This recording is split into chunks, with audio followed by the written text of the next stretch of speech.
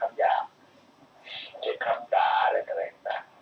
ๆเวลานี้มันถึงกันขนาดเดวิดประมาทใส่ความทำให้สูญเสียชื่อเสียงอะไรต่างๆเห็นว่าเช่นว่าทรัพย์สมบัติก็ต้องพินาศไปได้ยินเสียงที่เราไม่ค่อยพอใจเสียงที่เราได้ยินเนี่ยเพราะว่าเราสร้างเสียงที่คนอื่นไ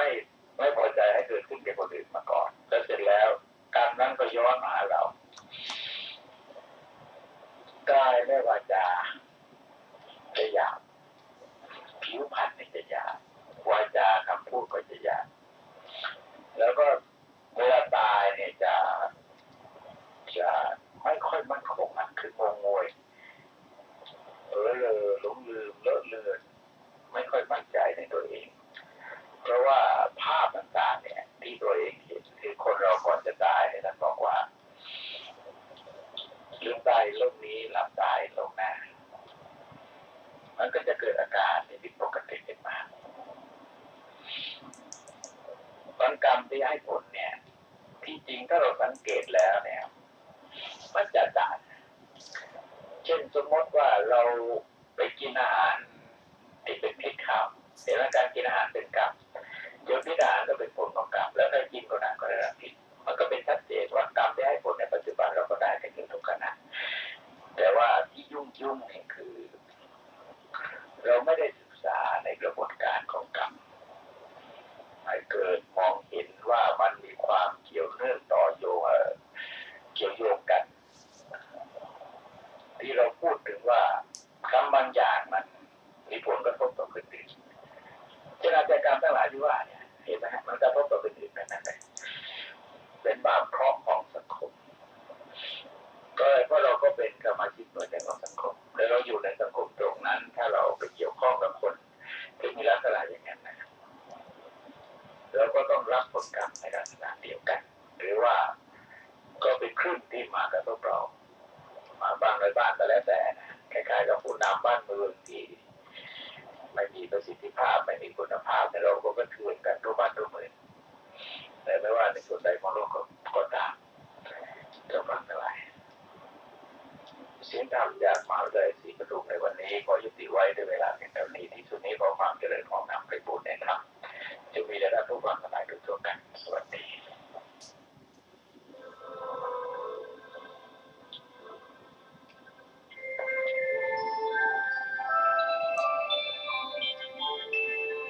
ขณะนี้ท่านกำลังฟังสถานีวิทยุกระจายเสียงคลื่นเพื่อการศึกษาพระพุทธศาสนาและวัฒนธรรมระบบ FM 104.5 เมกะเฮิรตซ์ออกอากาศณวัดฝ่ายหินตำบลสุเทพอำเภอเมืองจังหวัดเชียงใหม่โทรศัพท์053-226-058 053-810-406 053-943-691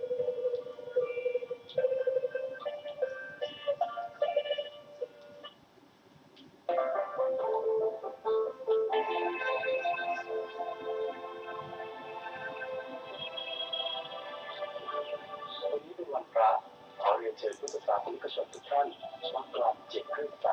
กลั่นใจให้เป็นบุญด้วยการให้ทานรักษาศีลและเจริญจิตภาวนาน้อมจิตให้เข้าถึงพระรัตนตรัย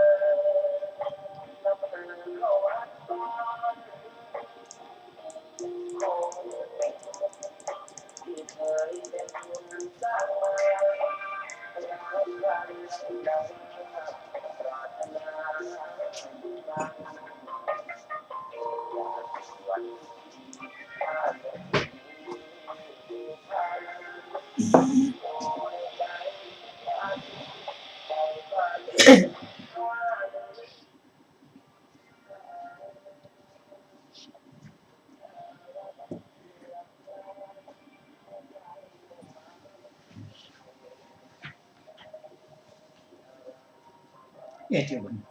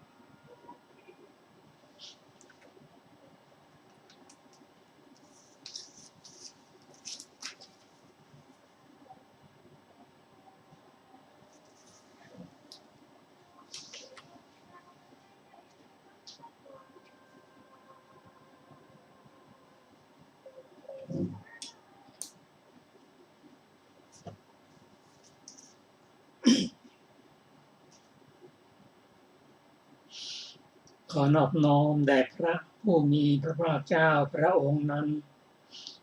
ซึ่งเป็นผู้ไกลจากกิเลสตรัสรู้ชอบได้โดยพระองค์เองสวัสดีครับท่านผู้ฟังที่เคารพครับ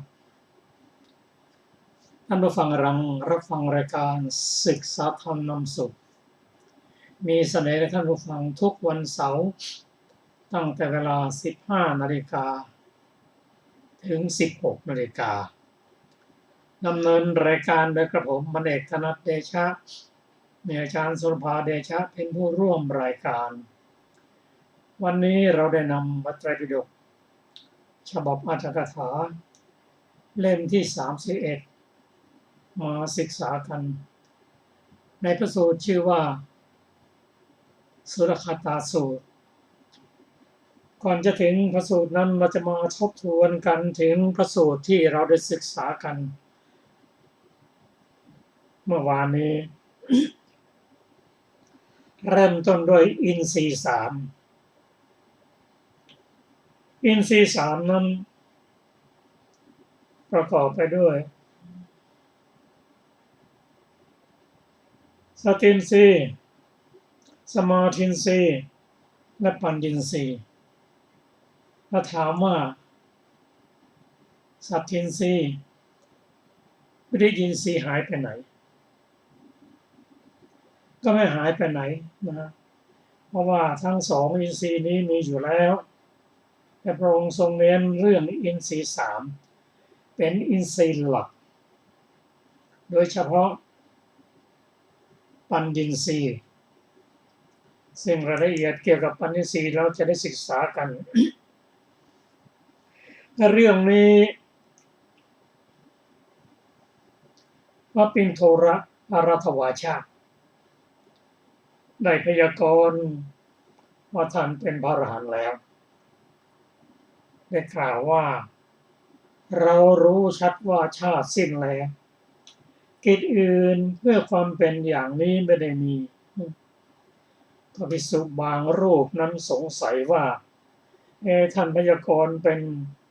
พระอรหันต์นั้นเป็นไปได้หรือเปล่าเขาไปกราบทูลพระผู้มีพระเจ้าว่าท่านปิโทรภารัตวาชะเห็นอำนาจประโยชน์อะไรหนอจึงได้พยากรณ์พระอรหันต์ว่าเรารู้ชัดว่าชาติสิ้นแล้วกิจอื่นเพื่อความเป็นอย่างนี้ไม่ได้มีพระพุทธเจ้าตรัสว่าดูก่อนภิกษุทั้งหลายเพราะความที่อินทรีย์สามประการนั้นอันตนเจริญแล้วกระทำไม่มากแล้วภิกษุปิโทรภรัตวาชะจึงพยากรณ์อรหัตผลว่าเรารู้ชัดว่าชาติสิ้นแล้วกิจอื่นเพื่อความเป็นอย่างนี้ไม่ได้มีก็เราจะดูได้สองประการแรกภิกษุผู้ที่ไม่ได้เป็นพระอรหันต์ก็ไม่รู้ว่าใครเป็นพระอรหันต์ว่าภิกษุเป็นสกทาคามีก็ไม่รู้ถึงพระอนาคามีพระอนาคามีก็ไม่รู้ถึงพระอรหันต์กับภิกษุผู้ไปกราบทูลถามพระพุทธเจ้านั้นท่านคงจะเป็นบุตุชน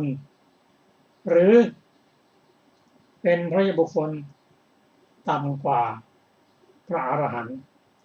ท่านจึงไม่รู้ว่าท่านปิโทระ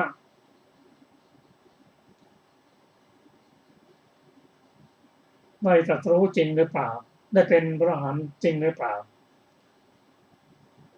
ต้องไปทูลถามพระผู้มีพระเจ้าพระองค์ทรงทราบว่าใครเป็นพระอริยบุคคลระดับไหน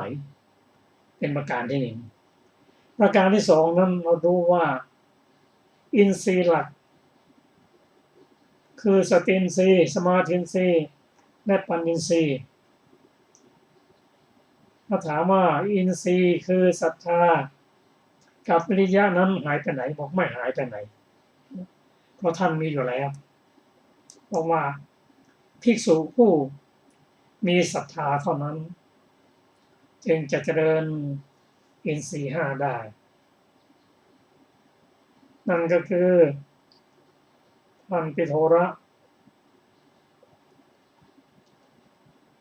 ให้เจริญสติอินทรีย์สมาธิอินทรีย์และปัญญินทรีย์ได้เป็นพระอรหันตบุคคล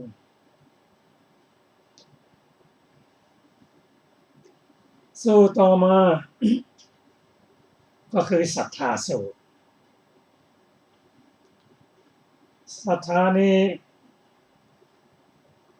คือความเชื่อมั่นเลื่อมใส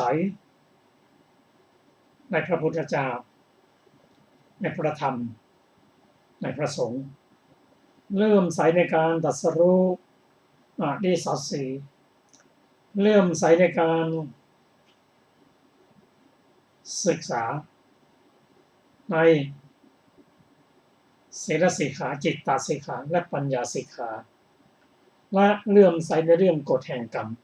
อันนี้เป็นความหมายของคำว่าศรัทธาซึ่งศรัทธานี้มีความสำคัญเพราะบุคคลผู้มีความศรัทธามีศรัทธาแล้วเป็นผู้ที่มีทรัพย์เครื่องปลื้มใจพระพุทธเจ้าทุกๆพระองค์จะเสด็จไปนั่งใกล้ก็ไปนั่งใกล้คนที่มีศรัทธาแสดงธรรมก็แสดงธรรมเหมือนกันผู้มีศรัทธาศรัทธานั้นจึงประกอบไปด้วยความสำเร็จทุกอย่างในพระสูตรนี้ พระผู้เป็นเจ้าได้ตรัสเรียก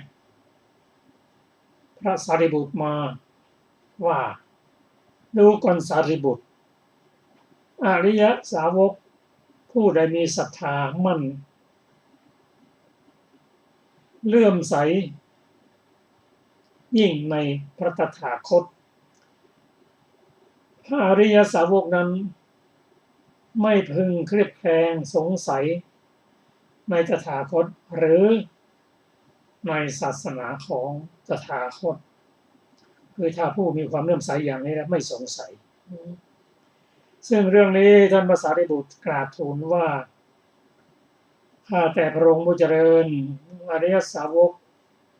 ผู้ใดมีศรัทธามั่นเลื่อมใสยิ่งในพระตถาคตอริยสาวกนั้น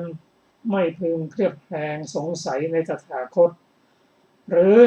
ในศาสนาของพระองค์คำว่าศรัทธามั่นได้แก่อริยบุคคลเบื้องต้นคือพระโสดาบันเป็นต้น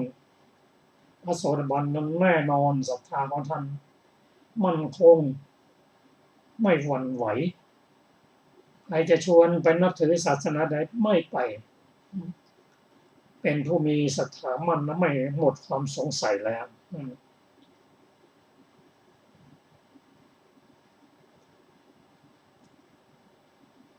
ซึ่งเรื่องนี้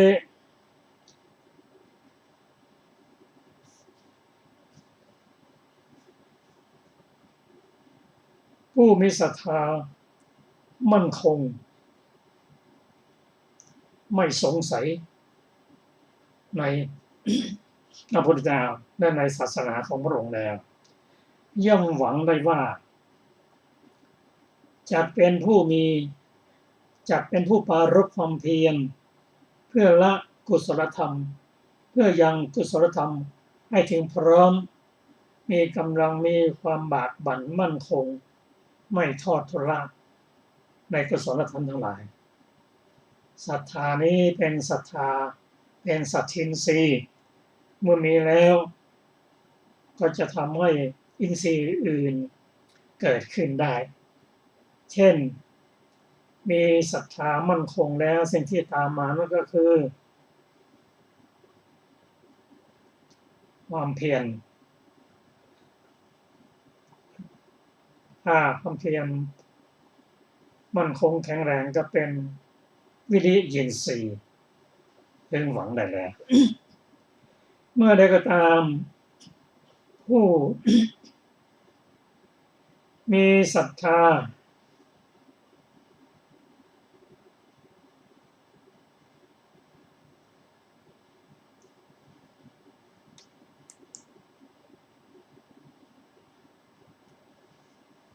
มีวิริยะแล้วก็หวังได้ว่าจะเป็นผู้มีสติเพื่อทำที่เป็นปัญญสีนั้นท่านมีความสัมพันธ์ซึ่งกันและกันได้สิ่งหนึ่งและสิ่งหนึ่งก็ตามมา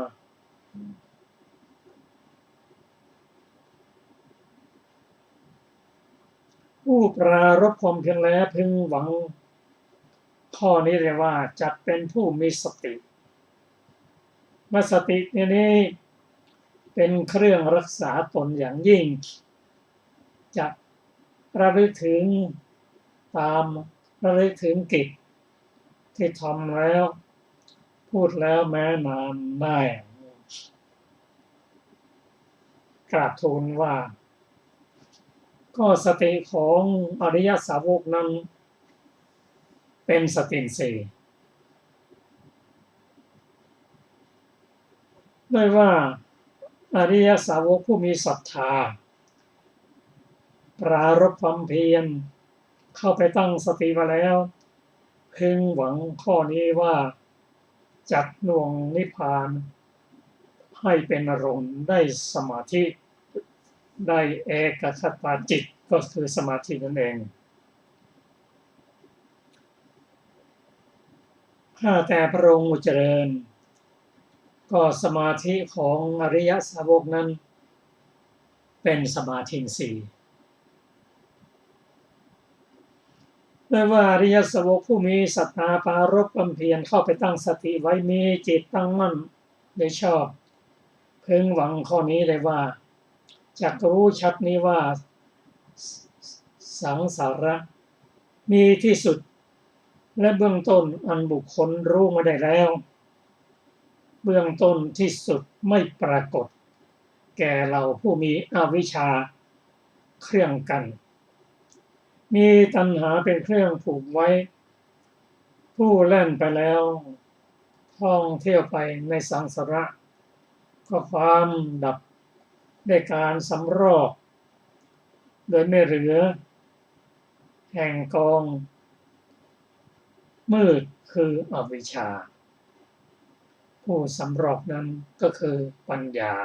ที่เป็นปัญญินทรีย์แล้วสำรอกอวิชชานั่นเป็นบท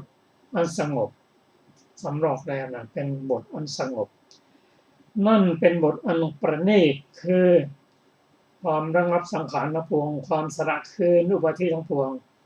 ความสิ้นตัณหาความสิ้นตัณหาความกำหนัดความดับนิพพานแต่พระองค์ผู้เจริญปัญญินทรีย์ของปัญญาของอริยสาวกนั้นเป็นปัญญินทรีย์อริยสาวกผู้มีความพยายามอย่างนี้พยายามแล้วระลึกแล้วอย่างนี้ระลึกแล้วตั้งมั่นอย่างนี้ครั้นตั้งมั่นแล้วรู้ชัดว่า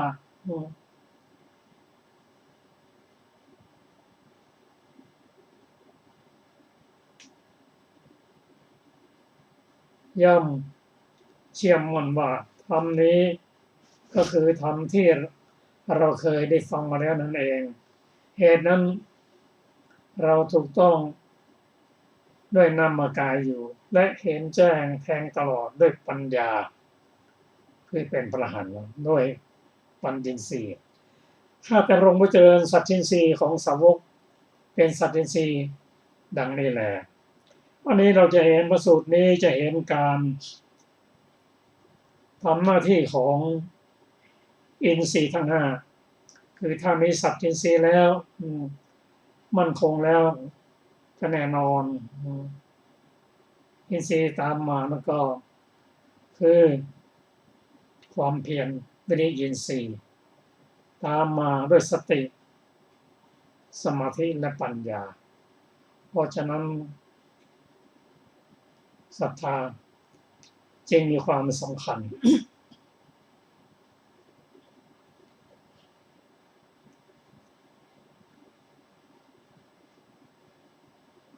ต่อมาเป็น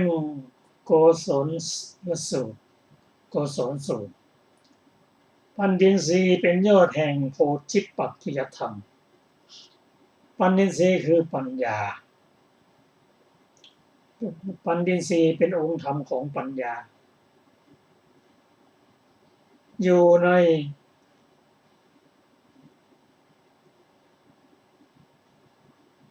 เจตสิก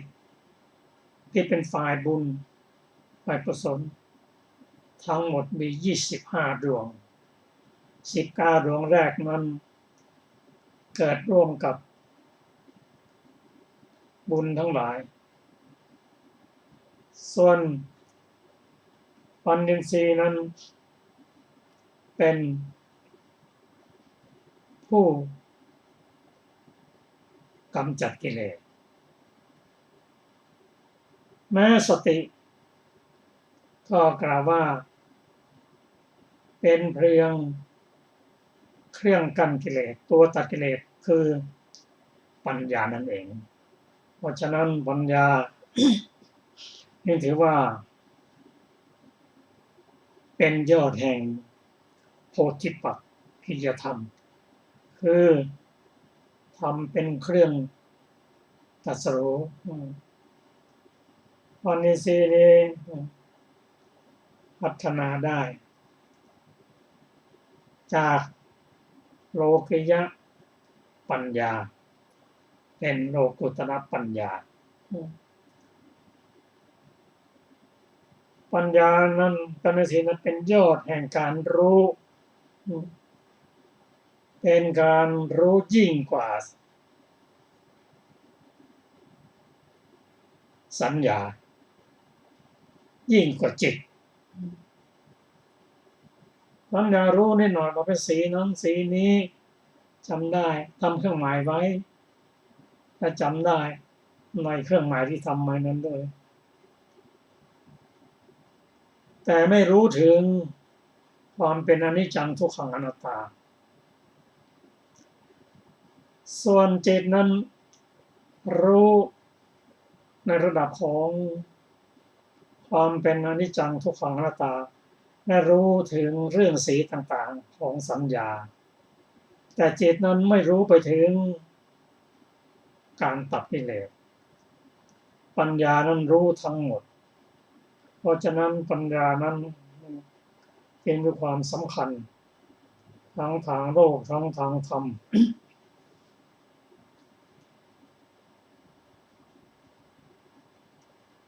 กล่าวว่าดูกันภิกษุทั้งหลายบรรดาสัตว์ดิรัจฉานทุกจำพวกสีหมฤคราชโลกกล่าวว่าเป็นยอดของสัตว์เหล่านั้นเพราะมีกำลังมีฝีเท้ามีความกล้าฉันใดบรรดาโพธิปักขิยธรรมทุกอย่างปัญญินทรีย์เรากล่าวว่าเป็นยอดแห่งการตรัสรู้ธรรมเหล่านั้นเพราะเป็นไปเพื่อตรัสรู้ฉันนั้นเหมือนกัน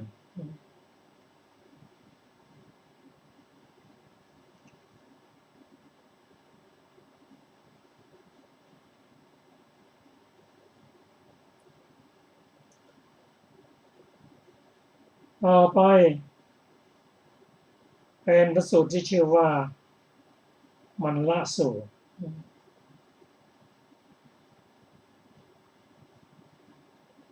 มันละสูตรที่ว่าโดยอินทรีย์สี่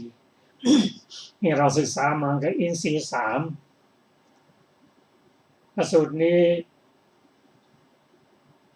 กล่าวถึงอินทรีย์สี่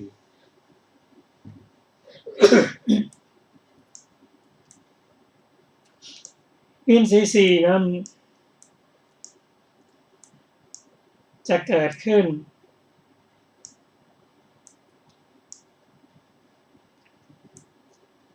กับอริยสาวก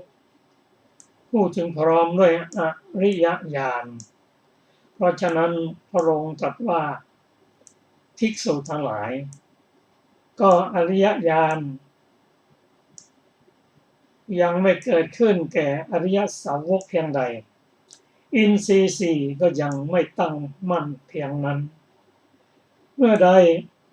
อริยญาณเกิดขึ้นแล้วอริยสาวกเมื่อนั้นอินทรีย์สี่ก็ตั้งมั่นก็เห็นสูตรที่เน้นความสำคัญของปัญญา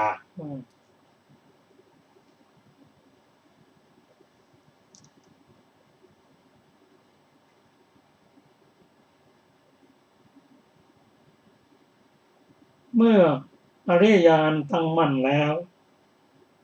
คือปัญญสีตั้งมั่นแล้วสัทธินรีวิริยินรี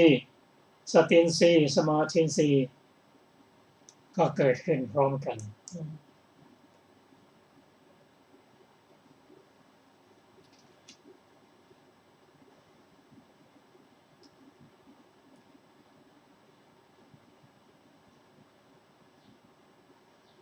เอามาถึงประสูตรที่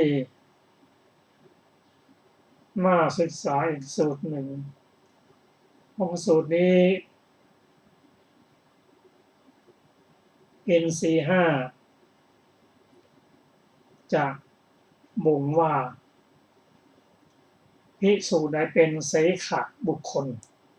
หรือเป็นอเสขบุคคลประสูตรนี้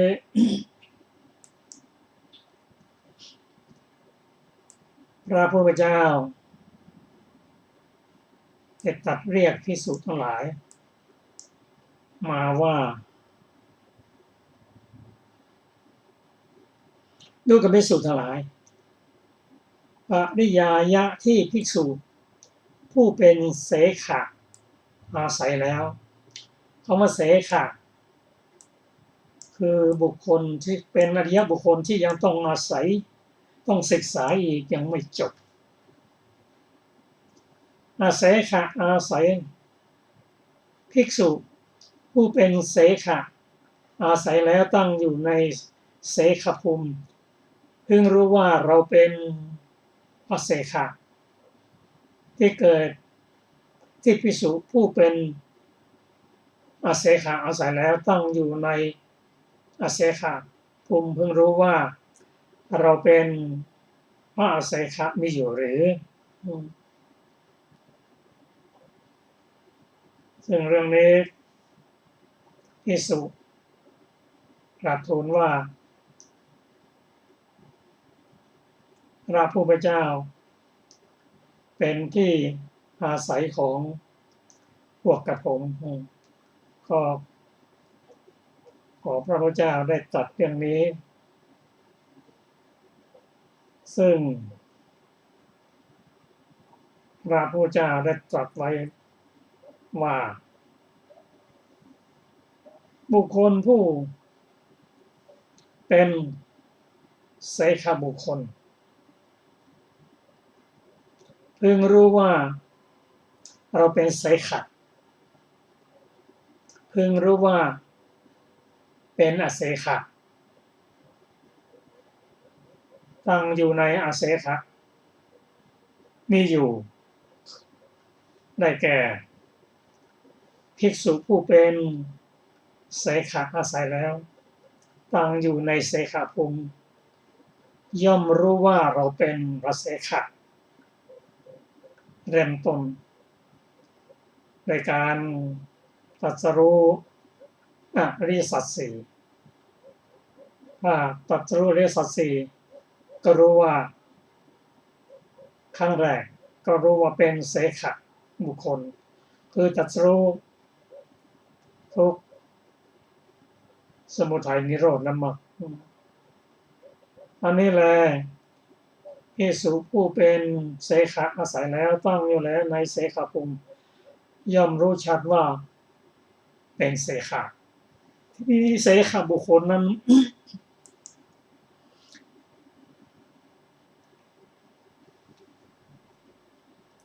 ได้แก่ใครมั่งได้แก่พระโสดาบันพระสกทาคามีพระอนาคามีและพระอรหันตมรรค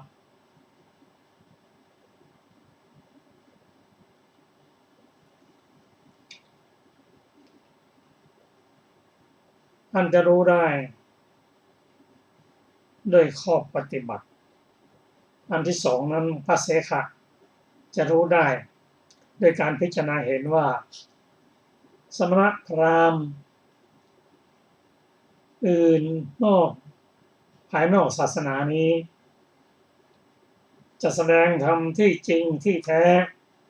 แน่นอนเหมือนพระพุทธเจ้ามีอยู่หรือพระเสขะนั้นย่อมรู้ชัดอย่างนี้ว่าสมณะหรือ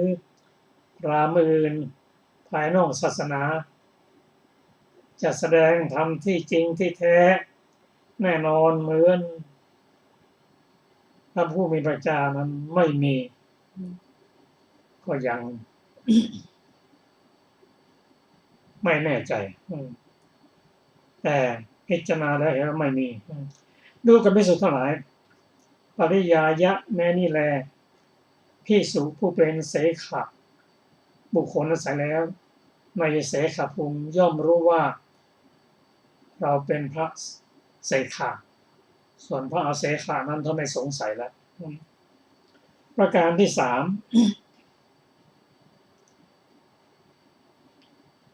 ภิกษุผู้เป็นเสขะย่อมรู้ชัดซึ่งอินทรีย์ห้าคือสัตทินทรีย์วิริยินทรีย์สตินทรีย์สมาธินทรีย์และปัญญินทรีย์อินทรีย์ห้านั้นมีสิ่งใดเป็นคติมีทางที่ไปมีสิ่งใดเป็นอย่างยิ่งมีสิ่งใดเป็นผลมีสิ่งใดเป็นที่สุดภิกษุผู้เป็นเสขะยังไม่ถูกต้องสิ่งนั้นด้วยนามกายแต่รู้แจ้งแทงตลอดด้วยปัญญาดูกรรมส่วนทั้งหลายปริยายะนี้ภิกษุผู้เป็นเสขะอาศัยแล้วตั้งอยู่ในเสขภูมิย่อมรู้ว่าเราเป็นพระเสขะคือรู้ด้วยปัญญาแต่ยังไม่ได้สัมผัสด้วยนามกาย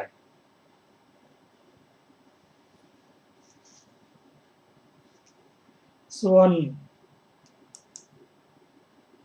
พระอาเสขบุคคลนั้นท่านรู้ว่าท่านเป็นพระอาเสขะภิกษุผู้เป็นอาเสขะคือเป็นพระอรหันต์นั้นย่อมรู้ชัดสัตตินทรีย์ปัญญินทรีย์ว่าสิ่งใดเป็นคติสิ่งใดอย่างยิ่งมีสิ่งใดเป็นผลมีสิ่งใดเป็นที่สุดอริยสาวกผู้เป็นอาเสขะคือพระอรหันต์นั้นถูกต้องด้วยนามกายและเห็นแจ้งแทงตลอดด้วยปัญญาอีกประการหนึ่งภิกษุผู้เป็นอาเสขะหรือเป็นพระอรหันต์บุคคลนั้นย่อมรู้ชัดซึ่งอินทรีย์หกคือจักขุนทรีย์โสตินทรีย์คานินทรีย์ชิวหินทรีย์กาจินทรีย์มนินทรีย์อริยสาวกผู้เป็นอาเสขะย่อมรู้ชัดว่าอินทรีย์หกเหล่านี้จักดับไปหมดสิ้นไปด้วยประการทั้งปวงไม่มีเหลือ ในอินทรีย์หกเหล่าอื่นจักไม่เกิดขึ้นในภพไหนๆก็ปริยานี่แหละคือท่านอาศัยแล้วรู้ว่าพรหมจรรย์อยู่จบแล้วชาตินี้เป็นชาติสุดท้ายแล้ว ก็อรหันต์เท่านั้นท่านถึงพยากรณ์อย่างนี้ได้ครับต่อไปเราจะได้ศึกษาพระสูตรก็ขอเชิญอาจารย์สุรภาสวัสดีค่ะท่านผู้ฟังทุกท่านวันนี้เราจะต่ออรรถกถาของพระสูตรที่ชื่อว่า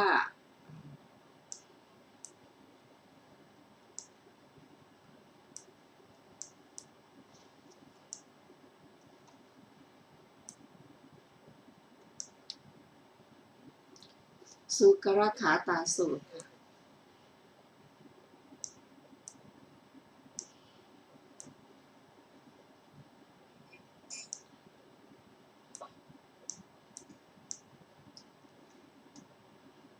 พระสูตรที่ชื่อว่าสุกรขาตาสูตรเป็นพระสูตรที่กล่าวถึงธรรมเป็นแดนเกษมจากโยคะ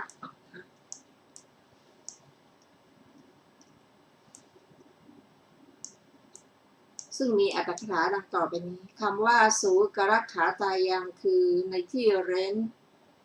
ที่หมูขุดไว้เล่ากันว่าในเวลาพระกัสสปะ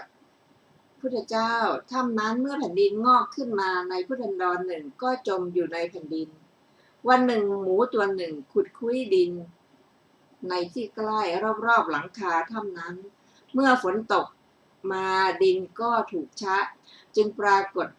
รอบๆเป็นหลังคา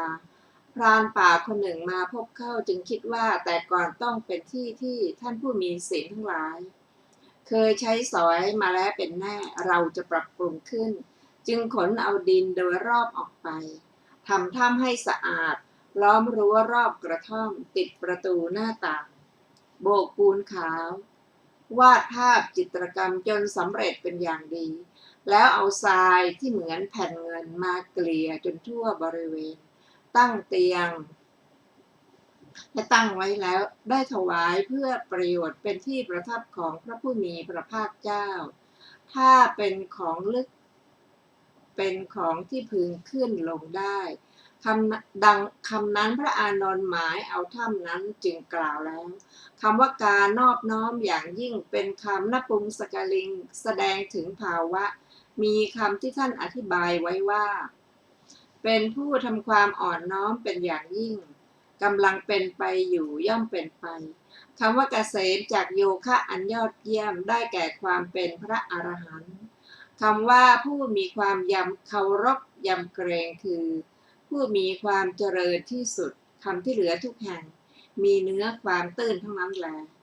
ก็จบอรรถกถาของสุกรขาตาสูตรที่8ต่อไปจะเป็นพระสูตรที่ชื่อว่าปัทมอุปาทาสูตรอินทรีย์ห้าไม่เกิดนอกพุทธกาลสาวัตถีนิทานดูก่อนภิกษุทั้งหลายอินทรีย์ห้าเหล่านี้อันบุคคลเจริญแล้วกระทำให้มากแล้วที่ยังไม่เกิดจะเกิดขึ้นนอกจากความอุบัติแห่งพระตถาคตอรหันตสัมมาสัมพุทธเจ้าหาเกิดไม่อินทรีย์ห้าเป็นไฉนคือสัตทินทรีย์จนถึงปัญญินทรีย์ดูก่อนภิกษุทั้งหลายอินทรีย์ห้าเหล่านี้อันบุคคลเจริญแล้วกระทำให้มากแล้วที่ยังไม่เกิดจะเกิดขึ้นนอกจากความอุบัติแห่งพระตถาคตอรหันตสัมมาสัมพุทธเจ้าหาเกิดไม่จบปัทมอุปาทาสูตรที่9ต่อไปเป็นทุติยอุปาทสูตรอินทรีย์ห้าไม่เกิดนอกวินัยพระสุคตสาวัตถีนิทานดูก่อนภิกษุทั้งหลายอินทรีย์ห้าเหล่านี้อันบุคคลเจริญแล้วกระทำให้มากแล้วที่ยังไม่เกิดจะเกิดขึ้นนอกจากวินัยของพระสุคตหาเกิดไม่อินทรีย์ห้าเป็นไฉนคือสัตทินทรีย์จนถึงปัญญินทรีย์ดูก่อนภิกษุทั้งหลายอินทรีย์ห้าเหล่านี้แลอันบุคคลเจริญแล้วกระทำให้มากแล้วที่ยังไม่เกิดจะเกิดขึ้นนอกจากวินัยของพระสุคตหาเกิดไม่จบทุติยอุปาทสูตรที่10และจบสุกรขาตาวรรคที่6รวมพระสูตรที่ได้ศึกษาในวรรคนี้ก็มีทั้งหมดด้วยกัน10สูตรด้วยกันพร้อมทั้งอรรถกถานะคะต่อไปเราจะเริ่มโพธิปักขิยวรรคที่7ซึ่งมีสูตรแรกชื่อว่าสัญโยชนะสูตรเจริญอินทรีย์ห้าเพื่อละสังโยชน์ สาวัตถีนิทานพระผู้มีพระภาคเจ้าตรัสว่าดูก่อนภิกษุทั้งหลาย อินทรีย์ห้าเหล่านี้อันบุคคลเจริญแล้วกระทำให้มากแล้ว ย่อมเป็นไปเพื่อละสังโยชน์อินทรีย์ห้าเป็นไฉนคือสัตทินทรีย์จนถึงปัญญินทรีย์ดูก่อนภิกษุทั้งหลาย อินทรีย์ห้าเหล่านี้แลอันบุคคลเจริญแล้วกระทำให้มากแล้ว ย่อมเป็นไปเพื่อละสังโยชน์จบสัญโยชนะสูตรที่หนึ่งต่อไปเป็นอนุสยสูตรเจริญอินทรีย์ห้าเพื่อถอนอนุสัยดูก่อนภิกษุทั้งหลายอินทรีย์ห้าเหล่านี้อันบุคคลเจริญแล้วกระทำให้มากแล้ว ย่อมเป็นไปเพื่อถอนอนุสัยอินทรีย์ห้าเป็นไฉนคือสัตทินทรีย์จนถึงปัญญินทรีย์ดูก่อนภิกษุทั้งหลายอินทรีย์ห้าเหล่านี้แลอันบุคคลเจริญแล้วกระทำให้มากแล้ว ย่อมเป็นไปเพื่อถอนอนุสัยจบอนุสยสูตรที่สองต่อไปเป็น ปริญญาสูตรเจริญอินทรีย์ห้าเพื่อกำหนดรู้อัฏฐานะดูก่อนภิกษุทั้งหลายอินทรีย์ห้าเหล่านี้อันบุคคลเจริญแล้วกระทำให้มากแล้วย่อมเป็นไปเพื่อกำหนดรู้อัฏฐานะคือทางไกลอินทรีย์ห้าเป็นไฉนคือสัตทินทรีย์จนถึงปัญญินทรีย์ดูก่อนภิกษุทั้งหลายอินทรีย์ห้าเหล่านี้แลอันบุคคลเจริญแล้วกระทำให้มากแล้วย่อมเป็นไปเพื่อกำหนดรู้อัฏฐานะจบปริญญาสูตรที่สามต่อไปเป็นอาสวัคยสูตรเจริญอินทรีย์ห้าเพื่อความสิ้นอาสวะดูก่อนภิกษุทั้งหลายอินทรีย์ห้าเหล่านี้อันบุคคลเจริญแล้วกระทำให้มากแล้วย่อมเป็นไปเพื่อความสิ้นอาสวะอินทรีย์ห้าเป็นไฉนคือสัตทินทรีย์จนถึงปัญญินทรีย์ดูก่อนภิกษุทั้งหลายอินทรีย์ห้าเหล่านี้แลอันบุคคลเจริญแล้วกระทำให้มากแล้วย่อมเป็นไปเพื่อความสิ้นอาสวะดูก่อนภิกษุทั้งหลายอินทรีย์ห้าเหล่านี้อันบุคคลเจริญแล้วกระทำให้มากแล้วย่อมเป็นไปเพื่อละสังโยชน์เพื่อถอนอนุสัยเพื่อกำหนดรู้อัฏฐานะเพื่อความสิ้นอาสวะอินทรีย์ห้าเป็นไฉนคือสัตทินทรีย์จนถึงปัญญินทรีย์ดูก่อนภิกษุทั้งหลายอินทรีย์ห้าเหล่านี้แลอันบุคคลเจริญแล้วกระทำให้มากแล้วย่อมเป็นไปเพื่อละสังโยชน์เพื่อถอนอนุสัยเพื่อกำหนดรู้อัฏฐานะและเพื่อความสิ้นอาสวะจบอาสวะขยสูตรที่สี่ต่อไปเป็นปฐมภลสูตรอินทรีย์เจริญอินทรีย์ห้าหวังผลได้สองอย่างดูก่อนภิกษุทั้งหลายอินทรีย์ห้าเหล่านี้อินทรีย์ห้าเป็นไฉนคือสัตทินทรีย์จนถึงปัญญินทรีย์อินทรีย์ห้าเหล่านี้ดูก่อนภิกษุทั้งหลายเพราะความที่อินทรีย์ห้าเหล่านี้แลอันบุคคลเจริญแล้วกระทำให้มากแล้วพึงหวังผลได้สองอย่างยังได้อย่างหนึ่งคืออรหัตผลในปัจจุบันหรือเมื่อยังมีความถือมั่นเหลืออยู่ก็เป็นพระอนาคามีจบปฐมภลสูตรที่ห้าต่อไปเป็นทุติยภลสูตรเจริญอินทรีย์ห้าได้อานิสงส์7ประการดูก่อนภิกษุทั้งหลายอินทรีย์ห้าเหล่านี้อินทรีย์ห้าเป็นไฉนคือสัตทินทรีย์จนถึงปัญญินทรีย์อินทรีย์ห้าเหล่านี้แลดูก่อนภิกษุทั้งหลายเพราะความที่อินทรีย์ห้าเหล่านี้แลอันบุคคลเจริญแล้วกระทำให้มากแล้วพึงหวังพลานิสงส์ได้7ประการพลานิสงส์7ประการเป็นไฉนคือจะได้ชมอรหัตผลในปัจจุบันก่อนหนึ่งถ้าไม่ได้ชมอรหัตผลในปัจจุบันจะได้ชมเวลาใกล้ตายหนึ่งถ้าปัจจุบันก็ไม่ได้ชมในเวลาใกล้ตายก็ไม่ได้ชมไซทีนั้นจะได้เป็นพระอนาคามีผู้อันตราปรินิพพายีหนึ่งผู้อุปหัจจะปรินิพพายีหนึ่งผู้อสังขารปรินิพพายีหนึ่งผู้สสังขารปรินิพพายีหนึ่งผู้อุทังโสโตอกนิทถคามีหนึ่งพระสังโยชน์อันเป็นไปเบื้องต่ำห้าสิ้นไปดูก่อนภิกษุทั้งหลายเพราะความที่อินทรีย์ห้าเหล่านี้แลอันบุคคลเจริญแล้ว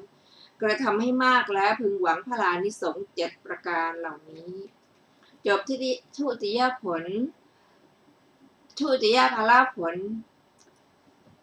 สูตรที่6ต่อไปเป็นปฐมรุกขสูตร ปัญญินทรีย์เป็นยอดแห่งโพธิปักขิยธรรมดูก่อนภิกษุทั้งหลายต้นไม้ในชุมพูทวีปชนิดใดชนิดหนึ่งต้นว่าโลกกล่าวว่าเป็นยอดของต้นไม้ทั้งหลายแม้ฉันใดโพธิปักขิยธรรมเหล่าใดเหล่าหนึ่งปัญญินทรีย์บัณฑิตกล่าวว่าเป็นยอดแห่งโพธิปักขิยธรรมเหล่านั้นเพราะเป็นไปเพื่อความตรัสรู้ฉะนั้นเหมือนกันดูก่อนภิกษุทั้งหลายก็โพธิปักขิยธรรมเป็นไฉนคือสัททินรีเป็นโพธิปักขิยธรรมย่อมเป็นไปเพื่อความตรัสรู้จนถึงปัญญินทรีย์เป็นโพธิปักขิยธรรมย่อมเป็นไปเพื่อความตรัสรู้ดูก่อนภิกษุทั้งหลายต้นไม้ในชุมพูทวีปชนิดใดชนิดหนึ่งต้นว่าโลกกล่าวว่าเป็นยอดแห่งต้นไม้เหล่านั้นแม้ฉันใดโพธิปักขิยธรรมเราใดเหล่าหนึ่งปัญญินทรีย์บัณฑิตกล่าวว่าเป็นยอดแห่งโพธิปักขิยธรรมเหล่านั้นเพราะเป็นไปเพื่อความตรัสรู้ฉะนั้นเหมือนกันจบปฐมรุกขสูตรที่ 7ต่อไปเป็นทุติยรุกขสูตรปัญญินทรีย์เป็นยอดแห่งโพธิปักขิยธรรมดูก่อนภิกษุทั้งหลายต้นไม้ของเทวดาชั้นดาวดึงส์ชนิดใดชนิดหนึ่งชื่อต้นปาริชัตตกะโลกกล่าวว่าเป็นยอดของต้นไม้เหล่านั้นแม้ฉันใดโพธิปักขิยธรรมเราใดเหล่าหนึ่งปัญญินทรีย์บัณฑิตกล่าวว่าเป็นยอดแห่งโพธิปักขิยธรรมเหล่านั้นเพราะเป็นไปเพื่อความตรัสรู้ฉะนั้นเหมือนกันดูก่อนภิกษุทั้งหลายก็โพธิปักขิยธรรมเป็นไฉนคือสัททินรีย์เป็นโพธิปักขิยธรรมย่อมเป็นไปเพื่อความตรัสรู้ปัญญินทรีย์เป็นโพธิปักขิยธรรมย่อมเป็นไปเพื่อความตรัสรู้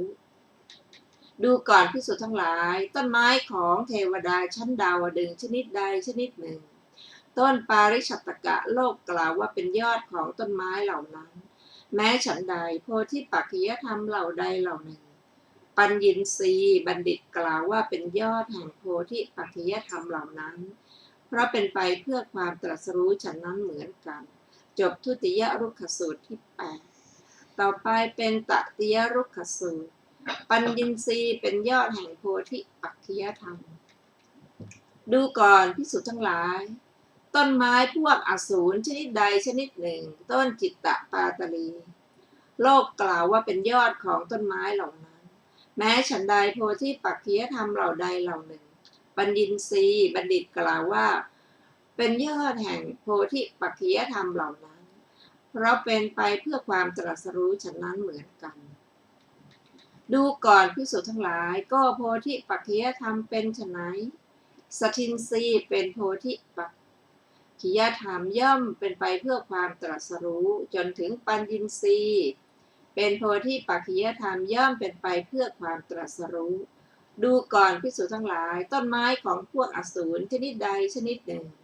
ต้นจิตตปาตลีโลกกล่าวว่าเป็นยอดของต้นไม้เหล่านั้นแม้ฉันใดโพธิปักขิยธรรมเหล่าใดเหล่าหนึ่ง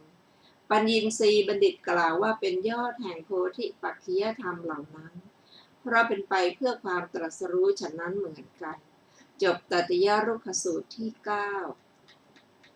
ต่อไปเป็นจตุถรุกขสูตรปัญญินทรีย์เป็นยอดแห่งโพธิปักขิยธรรมดูก่อนภิกษุทั้งหลายต้นไม้ของพวกครุฑชนิดใดชนิดหนึ่งต้นโกตะสิมมพลีคือไม้งิ้วป่าโลกกล่าวว่าเป็นยอดของต้นไม้เหล่านั้นแม้ฉันใดโพธิปักขิยธรรมเหล่าใดเหล่าหนึ่งปัญญินทรีย์บัณฑิตกล่าวว่าเป็นยอดแห่งโพธิปักขิยธรรมเหล่านั้นเพราะเป็นไปเพื่อความตรัสรู้ฉะนั้นเหมือนกันดูก่อนภิกษุทั้งหลายโพธิปักขิยธรรมเป็นไฉนคือสัททินรีย์เป็นโพธิปักขิยธรรมย่อมเป็นไปเพื่อความตรัสรู้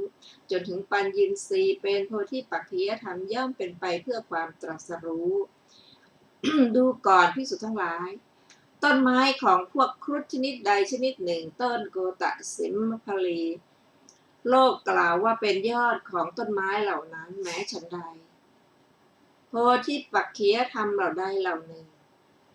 ปัญญินทรีย์บัณฑิตกล่าวว่าเป็นยอดแห่งโพธิปักขิยธรรมเหล่านั้น เราเป็นไปเพื่อความตรัสรู้ฉะนั้นเหมือนกัน จบจตุถะรุกขสูตรที่10และจบโพธิปักขิยวรรคที่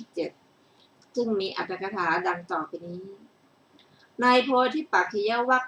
7ผล7อย่างเป็นส่วนเบื้องต้นบรรดาผลทั้ง7อย่างนั้นผล2อย่างในหนหลังทำให้เป็นต้นแล้วก็เป็นของเจือกันคำที่เหลือในพระสูตรนี้และคำทั้งหมดนอกจากนี้ล้วนแต่ตื้นทั้งนั้นแหละ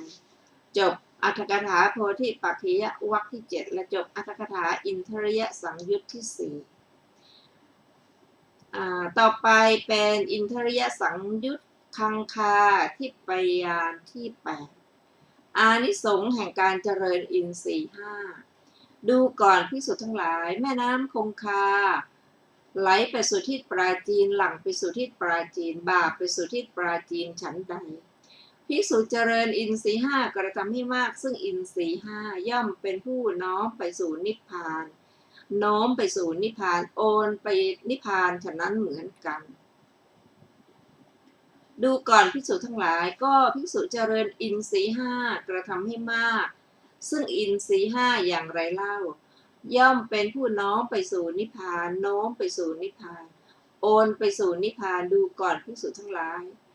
ภิกษุในธรรมวินัยนี้ย่อมเจริญสัตทินรีอันอาศัยวิเวกอาศัยวิราคะอาศัยนิโรธน้อมไปในการสละย่อมเจริญวิริยินทรีย์สตินทรีย์สมาธินทรีย์ปัญญินทรีย์อันอาศัยวิเวกอาศัยวิราคะอาศัยนิโรธน้อมไปในการสละดูก่อนภิกษุทั้งหลายภิกษุเจริญอินทรีย์5กระทำให้มากซึ่งอินทรีย์5อย่างนี้แหละย่อมเป็นผู้น้อมไปสู่นิพพานโน้มไปสู่นิพพานโอนไปสู่นิพพานดูก่อนภิกษุทั้งหลายสังโยชน์อันเป็นส่วนเบื้องบน5นี้สังโยชน์อันเป็นส่วนเบื้องต้น5เป็นไฉนคือรูปราคะอรูปราคะมานะอุทธัจจะอวิชชาดูก่อนภิกษุทั้งหลายสังโยชน์อันเป็นส่วนเบื้องบน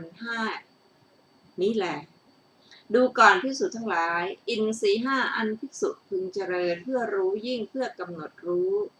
เพื่อความสิ้นไปเพื่อละซึ่งสังโยชน์อันเป็นส่วนเบื้องบน5นี้แลอินทรีย์5เป็นไฉน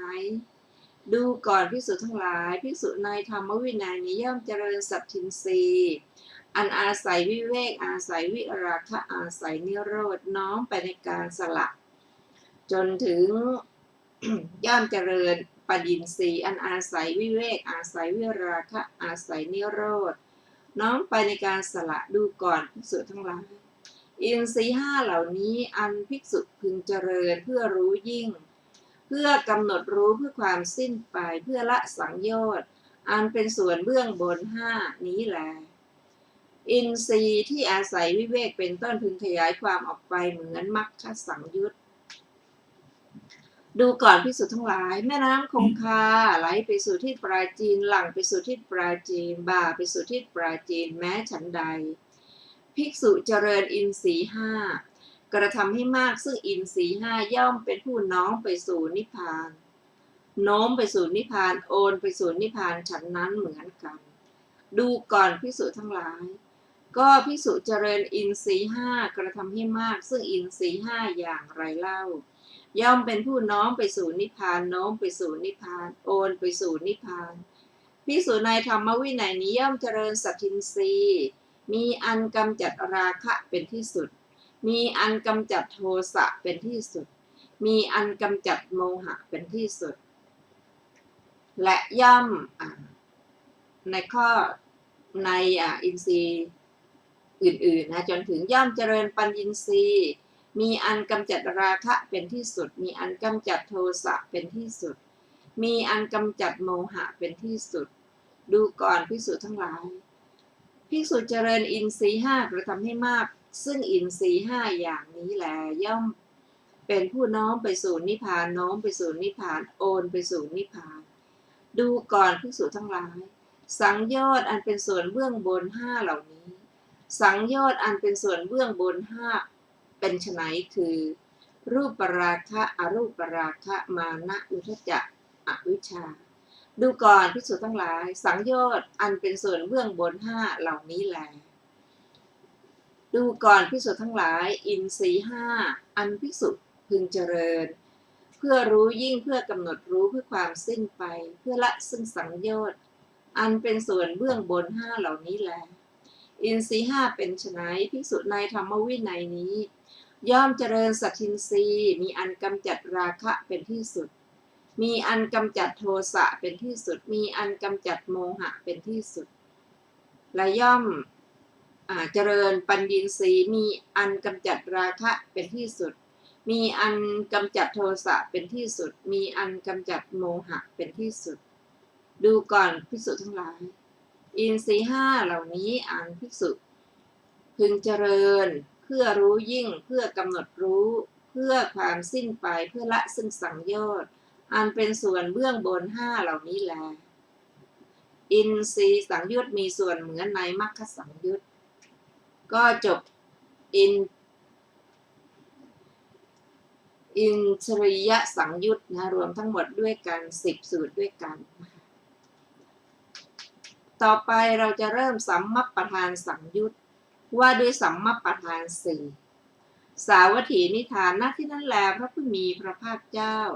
ตรัสเรียกภิกษุทั้งหลายแล้วตรัสว่าดูก่อนภิกษุทั้งหลายสัมมาปทานสี่เหล่านี้สัมมาปทานสี่เป็นไฉนดูก่อนภิกษุทั้งหลายภิกษุในธรรมวินัยนี้ย่อมยังฉันทะให้เกิดพยายามปรารภความเพียรประคองจิตไว้ตั้งจิตไว้เพื่อไม่ให้บาปอกุศลธรรมที่ยังไม่เกิดขึ้นหนึ่งเพื่อละบาปอกุศลธรรมที่เกิดขึ้นแล้วหนึ่งเพื่อกุศลธรรมที่ยังไม่เกิดขึ้นหนึ่งเพื่อความตั้งอยู่เพื่อความไม่เลือนหายเพื่อความมียิ่งขึ้นไปเพื่อความไพบูรณ์เพื่อความเจริญเพื่อความบริบูรณ์แห่งกุศลธรรมที่บังเกิดขึ้นแล้วหนึ่งดูก่อนภิกษุทั้งหลายสัมมัปปทานสี่เหล่านี้แลดูก่อนภิกษุทั้งหลายแม่น้ำคงคาไหลไปสู่ทิศปราจีนหลั่งไปสู่ทิศปราจีนบาไปสู่ทิศปราจีนแม้ฉันใดภิกษุเจริญสัมมัปปทานสี่กระทำให้มากซึ่งสัมมัปปทานสี่ย่อมเป็นผู้น้อมไปสู่นิพพานโน้มไปสู่นิพพานโอนไปสู่นิพพานฉันนั้นเหมือนกันดูก่อนภิกษุทั้งหลายก็ภิกษุเจริญสัมมัปปทานสี่กระทำให้มากซึ่งสัมมัปปทานสี่อย่างไรเล่าย่อมเป็นผู้น้อมไปสู่นิพพานโน้มไปสู่นิพพานโอนไปสู่นิพพานภิกษุในธรรมวินัยนี้ย่อมยังฉันทะให้เกิดพยายามปรารภความเพียรประคองจิตไว้ตั้งจิตไว้เพื่อไม่ให้บาปอกุศลธรรมที่ยังไม่เกิดขึ้นหนึ่งเพื่อละบาปอกุศลธรรมที่เกิดขึ้นแล้วหนึ่งเพื่อให้กุศลธรรมที่ยังไม่เกิดขึ้นหนึ่งเพื่อความไม่เลือนหายเพื่อความมียิ่งขึ้นไปเพื่อความไพบูรณ์เพื่อความเจริญเพื่อความบริบูรณ์แห่งกุศลธรรมที่เกิดขึ้นแล้วหนึ่งดูก่อนภิกษุทั้งหลาย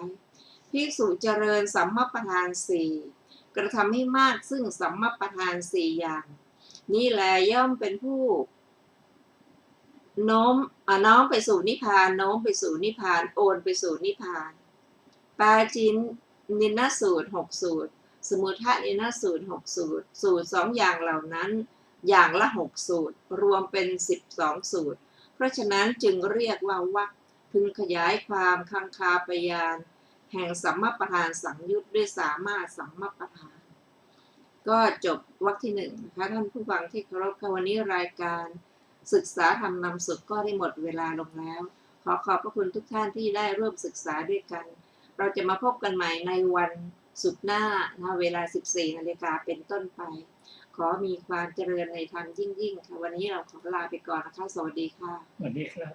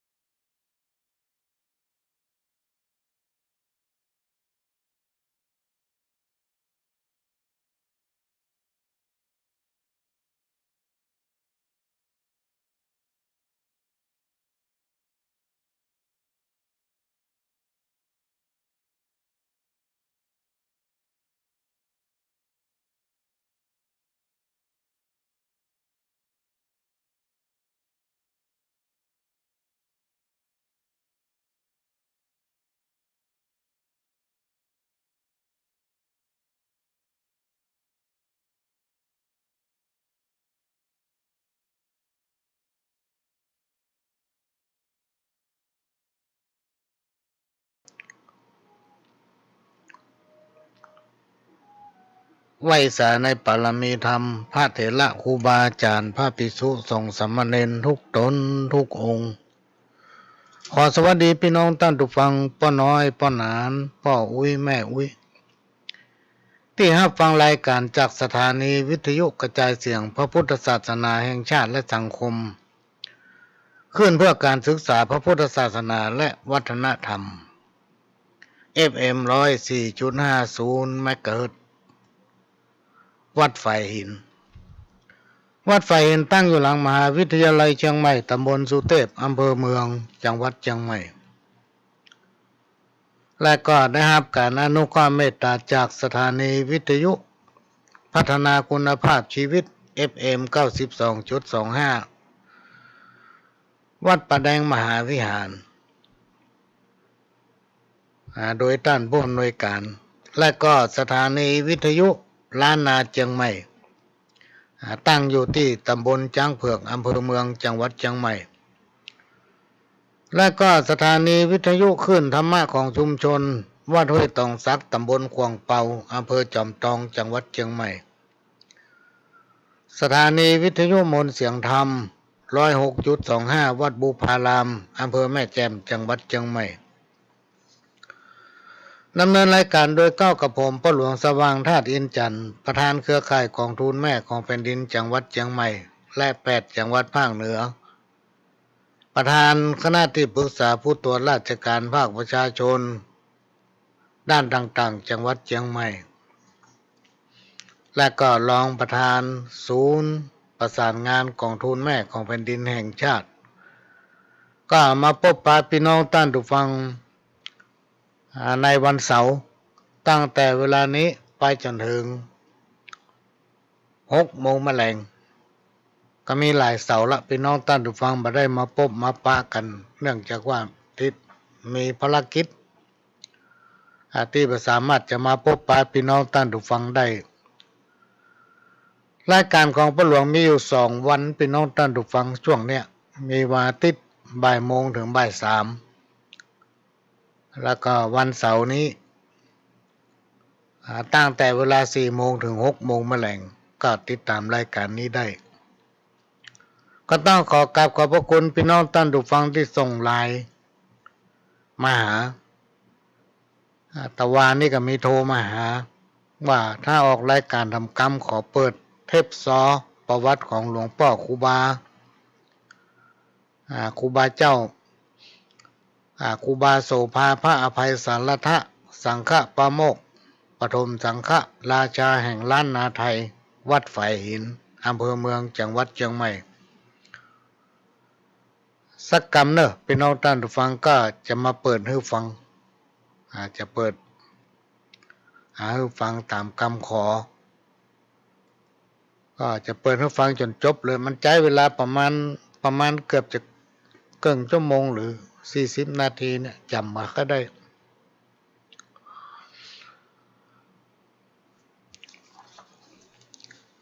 น้ำผึ้งน้ำหวานน้ำตาลน้ำอ้อยฝูงมดลงลอยตายเบ้อน้ำพริกเผ็ดลำต่ำไว้มดแมงบักไก่เนินไหนแสดงว่ามดเนี่ยหูดังมันดีพี่น้องท่านผู้ฟังน้ำพริกมันยังบ่เข้าใกล้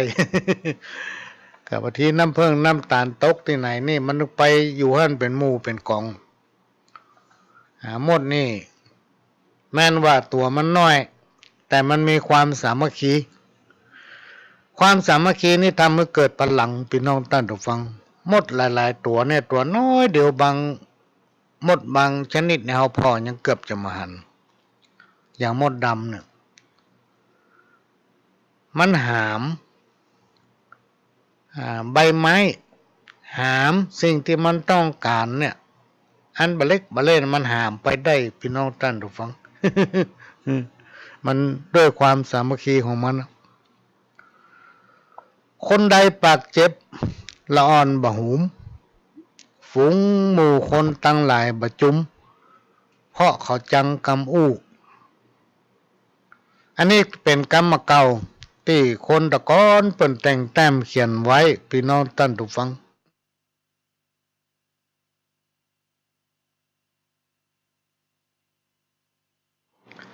ลองสังเกตพอเตอร์ถ้าคนไหนม่วนขวัญพาซากนี่นะแม่นแต่ละอ่อนบ่ได้มันยังบักใกล้พี่น้องตาฟังมันขี้ค้านได้ยินคำคนตั้งหลายก็บ่ค่อยคบเพราะมันเป็นคนที่ปากเจ็บเป็นคนที่ปากสวบว่าไปเลยว่าโดยที่บ่คิดกรรมใดที่มันแสลงหูเนี่ยพี่น้องท่านผู้ฟังคนเฮาก็บ่อยากฟังบ่อยากฟังกรรมที่มันแสลงมันทำให้สะเทือนถึงจิตถึงใจเพิ่นก็เลยเขียนไว้ว่าคนใดปากเจ็บละอ่อนบ่หุมฝูงคนก็ประชุมเพราะเขาเกลียดชังกรรม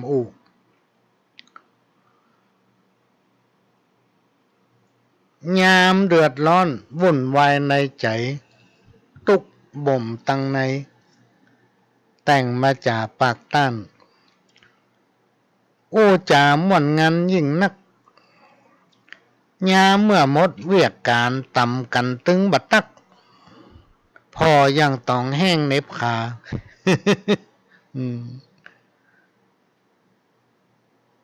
ทำบ่ฮู้จักลบหน้าลบตาเหมือนเมื่อมาจากก่อนอันนี้เป็นกรรมที่คนมาก่อนเพิ่นเขียนไว้พี่น้องท่านผู้ฟังมันมักจะเกิดขึ้นกับคนเฮาเนี่ยยามมีความบุ่นวายทุกอกทุกใจก็ไปหา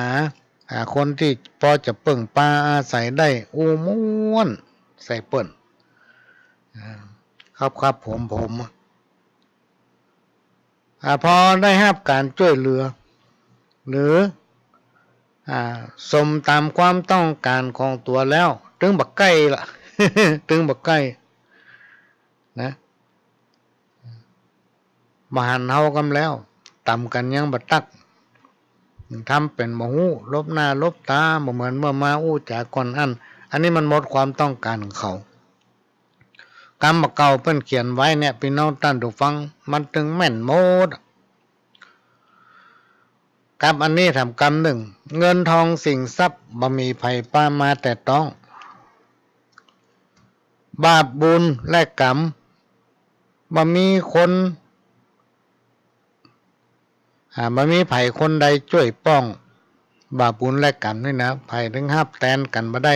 ต้องฮับด้วยตัวเองบ่นับถือตู้พระหื้อนับผ้าเหลืองที่เปิ้นห่มเปิ้นตุ้มเป็นกรรมเก่าที่เป็นแต่งแต้มเขียนไว้เลี้ยงหมาหลายระวังมันเป็นว้อเฮาพอมันบ่กุ้มเนาะบางคนนี่อินดูสัตว์พี่น้องท่านผู้ฟังอินดูสัตว์ปะที่ไหนก็มาเลี้ยง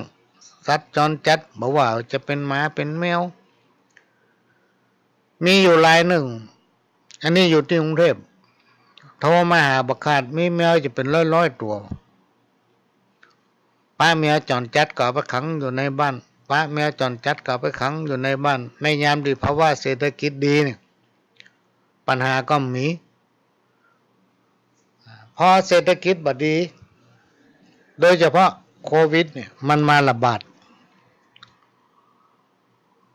ทางผู้บริหารประเทศทางผู้บริหารผู้ปกครองบอกว่าจะเป็นหมู่บ้านตำบลรวมไปถึงอำเภอจังหวัดก็มีความเป็นห่วงขอให้งดให้เว้นออกไปหั่นไปนี่ให้อยู่บ้านไผบ้านมันเพื่อรักษาสุขภาพเพื่อป้องกันไวรัสโควิดที่มาระบาดอยู่ในบ้านในเมืองเราเนี่ยถ้าไผสุขภาพบ่ดีถ้าไปเจ็บไปเป็นโรคไวรัสบอกว่าจะเป็นรอบ1รอบ2รอบ3รอบ4เข้ามาติดมาหาแล้วมันลงถึงตับถึงปอดพี่น้องท่านผู้ฟังเพิ่นก็ห้ามบ่ให้ไปไหนโดยเฉพาะบริษัทนั่งร้านที่เปิ้นแยกการทำงานเนี่ยที่แยกการกับคนหลายเนี่ยต้องหยุดนะพี่น้องท่านผู้ฟังต้องหยุดถ้าบ่หยุดกำเดียวถ้าบอกคนงานกับตัวเองจะไปปะเข้าใส่ไวรัสโควิดที่เฮาว่าเนี่ยเปิ้นก็ว่ามันเป็นอันนั้นอันนี้ แล้วก็มีการตายเกิดขึ้นหลายรายตามข่าวถ้าไปติดตามข่าวก็จะรู้อย่างเฮาอยู่รอบนอกชนบทนี่เขาก็ฟังจากพ่อหลวงพ่อกำนันเปิ้นประชาสัมพันธ์ตั้งเสียงตามสายว่าวันนี้มันมีกี่รายแต่ว่ามันมีกี่รายอาการนักกี่รายอยู่ที่กักตัวกี่รายที่ตายไปแล้วกี่รายเป็นต้นก็เลยทำทำมาหากินลำบากพี่น้องท่านผู้ฟังเมื่อทำมาหากินลำบากเศรษฐกิจมันก็ลดน้อยถอยลงไปบ่มีสภาพคล่องทางด้านการเงินสตางค์เนี่ยพี่น้องท่านผู้ฟังบางอย่างมันก็มีความจำเป็นที่ต้องใช้บางอย่างก็ประจำเป็นที่ต้องใช้สตางค์ก็ได้แต่ถ้าขาดสตางค์แล้วอยู่บ่ได้ในยุคปัจจุบันเนี่ยพี่น้องท่านผู้ฟังถ้าไปมีสตางค์อยู่ถึงบ่ได้เลยจะมาขอมาวานกันบ่ได้อย่างสมัยก่อนนั้นบ่ได้แล้วพี่น้องท่านผู้ฟังในยุคปัจจุบันเนี่ยออกบ้านก็ต้องเสี่ยงอย่างน้อยๆไปการเมื่อเจ้าถ้ามันมีสตางค์ 2-300 นี่บ่ต้องไปละ สตางค์ก้าของมันน้อยไปรู้สึกว่ามันน้อยบ่มันตะก่อนพี่น้องท่านผู้ฟังตะก่อนนี่มีตังค์100-200นี่ซื้อเตี๋ยวซื้อเสื้อได้จากการประสบก็คือประสบสิ่งที่มันเกิดขึ้นกับตนเองในสมัยก่อนพี่น้องท่านฟังพ่อหลวงมีอ้ายคนหนึ่งตายไปละเมินแล้วขณะนั้นเป็นเนนอยู่หันนั่งเงาก็เลยถามว่าเขาได้ยังเขาได้สตางค์เขาได้สตางค์เลยเอาไปเนี่ยอย่างเขาได้เตียวเขาได้เสื้อเตียวมันพุดพอดีวันนั้นมีสตางค์อยู่ประมาณ150หรือ200นะถ้าจำไม่ผิดก็แกไปเอาไปเถอะตกวันพุธมาไงมาหาแล้วเอาเตียวใหม่มาเปียกมาพอเอาเสื้อมาพอเอาผ้าตองมาพอเอาหมวกมาพอ ต่างน่าจะบ่เกิน200พี่น้องท่านผู้ฟังได้ถึงเตียวได้ถึงเสื้อได้ถึงผ้าตองได้ถึงหมวกลองมายุคปัจจุบันเนี่ยพี่น้องท่านผู้ฟังในยุคปัจจุบันเนี่ยอันยังก็พูดก็แป้งไปเหรอกู้ยังเป็นต้นว่าอาหารการกินเนี่ยนะพ่อหลวงนี่บ่ล่ำไปไหนพี่น้องท่านผู้ฟังถ้าประจำเป็นนี่บ่ออกบ้านนอกจากว่ามีภารกิจที่ต้องไปประเดี๋ยวนี้ก็งดภารกิจทุกอย่างเลยพอต้องรักษาตัวเองเพื่อสุขภาพกับไวรัสโควิดเนี่ยเพราะนั้นจะงดหมดนอกจากว่าไปสนองแรงศรัทธาของพรรคพวกหมู่เดียวกันอาจจะขึ้นเสาเอกเสาโททำบุญบ้านใหม่กินแขกแต่งงานนี้เป็นต้นสปะงานเป็นงานตายนี่งดงานออกไปห้านไปนี่ก็งดโดยเฉพาะภาคกลางค่ำกลางคืนตะวันตกนี่ตึงบ่ออกบ้านต้องรักษาสุขภาพเฮาก็เลยขาดความรู้ในการใช้ชีวิตประจำวันบางทีเฮาบอกว่าอันขอฝากซื้อผักกาดสัก5 บาทเถอะซื้ออันนั้น10 บาทอีกนะเขาเดี๋ยวเปิ้นมาขายกันแล้วผักกาดนี่เปิ้นขายมัดสาวกันว่าเนี่ยพี่น้องท่านผู้ฟังมีเงินสัก100นี่บ่ถ้าไปกาดบ่ตันได้หยังเอามาปรุงอาหารกินก็ได้คาบเดียวเพราะฉะนั้นคนในยุคปัจจุบันนี่ก็เลยมีการซื้อกินกันหมดเพราะว่ามันสบายใจบ่ต้องไปเปลืองพริกบ่ต้องไปหาบ่ต้องไปหากะปิบ่ต้องไปหาแก๊สมาหุงต้ม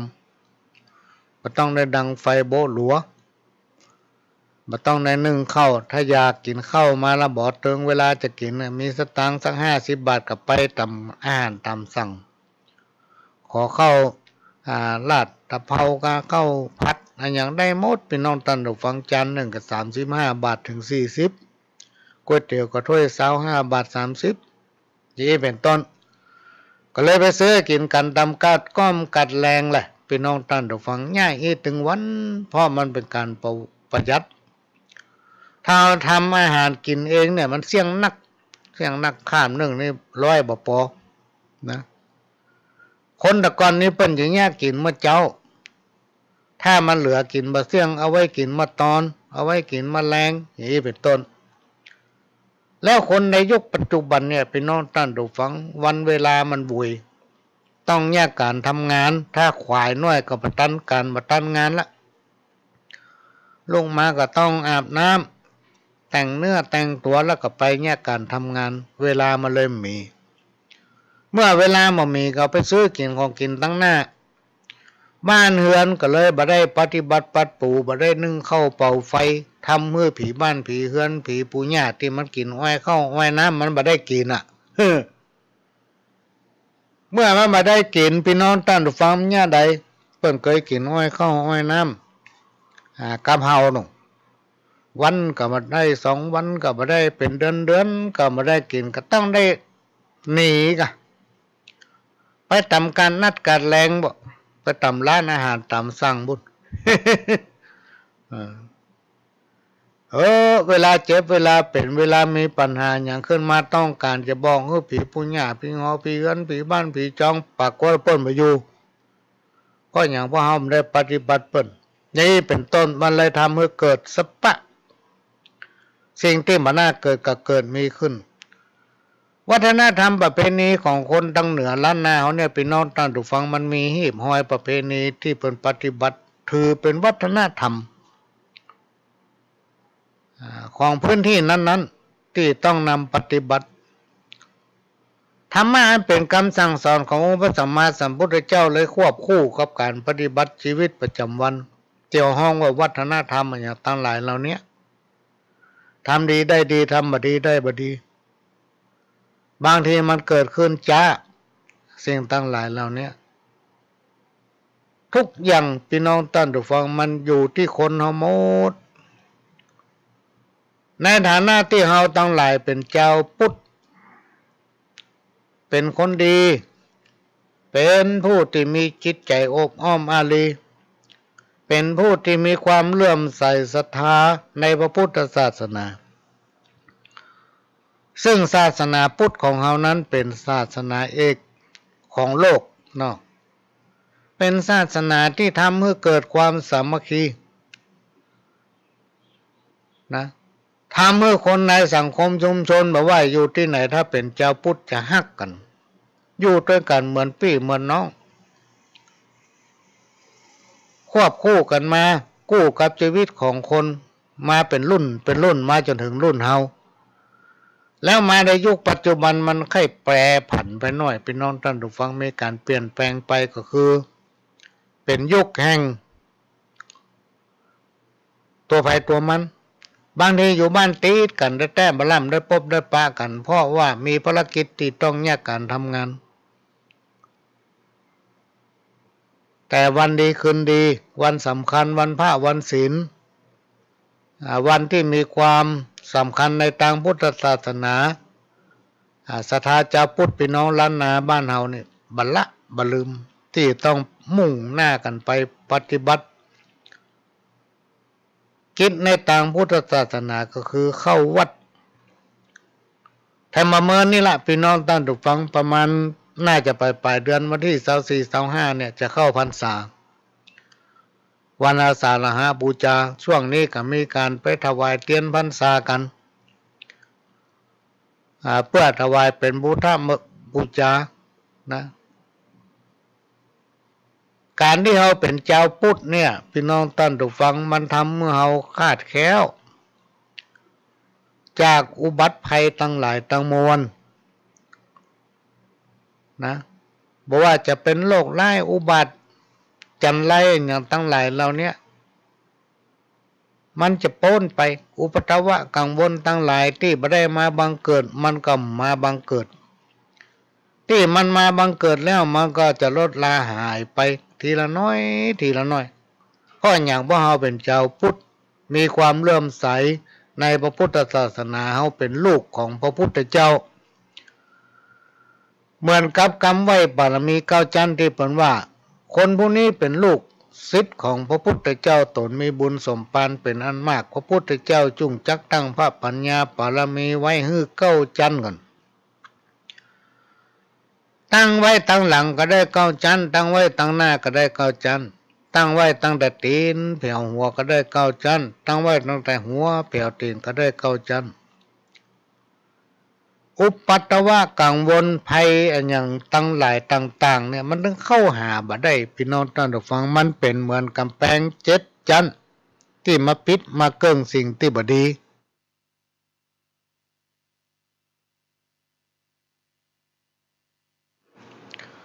ผู้ที่มีความเคารพเลื่อมใสในพระรัตนตรัยหรือในพระพุทธศาสนาด้วยใจนะพี่น้องท่านผู้ฟังต้องพิจารณาให้ดีบางผู้บางท่านมันบ่ทำด้วยใจก็คือไปโดยเปิ้นเนี่ยโดยเปิ้นหันเปิ้นทำก็ทำหันเปิ้นไปก็ไปเวลาจะไปเปิ้งบุญไผ่เนี่ยก็ไปด้วยความจำเป็นต้องไปเพื่อจะไปแสวงเอานั้นเอานี้บ่ไปด้วยใจพี่น้องท่านผู้ฟังเคารพเลื่อมใสหยังก็เคารพบ่แท้นับถือหยังก็นับถือบ่แท้หันแก่อามิตรสินจ้างประเภทเนี้ยก็มีนักทำมันยังก็จ้างพี่น้องท่านผู้ฟังถ้าเฮาบ่ได้ทำด้วยใจเนี่ยผลที่มันเกิดมาน่ะมันน้อยขนาดเลยยกตัวอย่างง่ายๆอย่างการออกกำลังกายเหมือนกันเอาง่ายๆที่เฮาหันเนี่ยบางผู้บางท่านไปออกกำลังกายกูแรงเป็นว่าไปแต่งตัวโซหุ่น บ่ได้บ่ตั้งใจไปที่เพิ่นออกกำลังกายแต่เพิ่นออกกำลังกายทำบ้านทำช่องทำหัวทำหาวตัดหญ้าถางหญ้าอย่างได้หมดเตวแวดบ้านตัวเก่าอย่างนี้ก็ได้ละถือว่าออกกำลังกายทำความสะอาดบ้านตัวเอง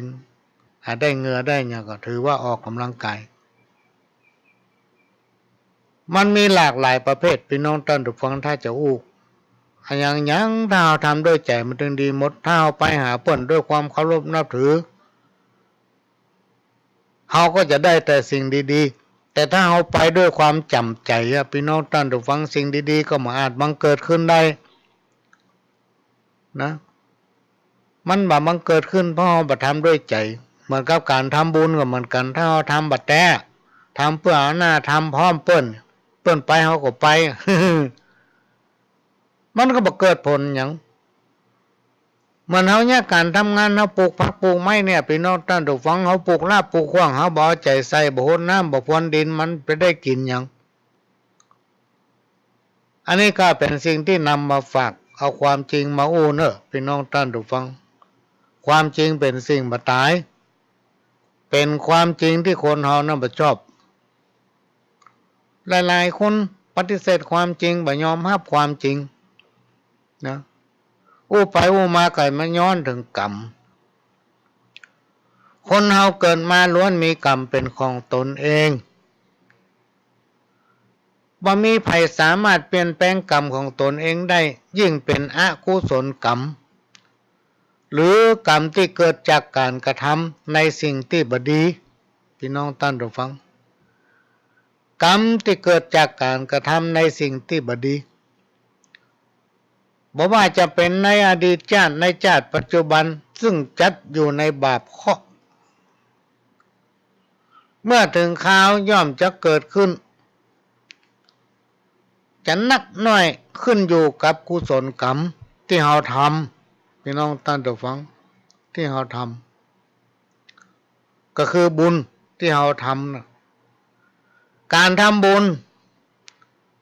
เพื่อหันผลตั้นตาตั้นใจนั้นย่อมเป็นไปบ่ได้คนผู้ใดมีจิตใจใฝ่ทางบุญ บุญย่อมจะส่งผลให้สบายใจอันเนี้ยที่อู้ไปตะเกียว่าถ้าเราไปไหนด้วยใจเราทำอย่างด้วยใจพี่น้องท่านผู้ฟัง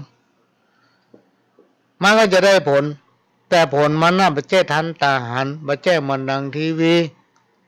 บ่ใช่เหมือนสายฟ้าแลบปลับปลับบ่ใช่มันจะจ้าแล้วมันจะมีผล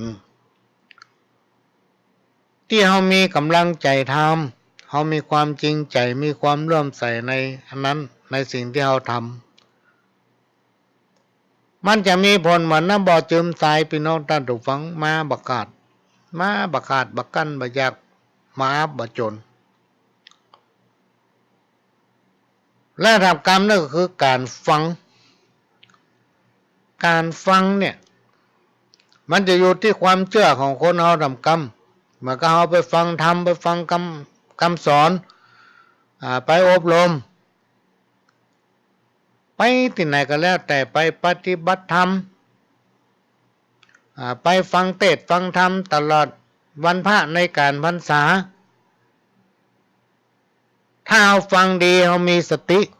มีความตั้งอกตั้งใจย่อมจักมีสติ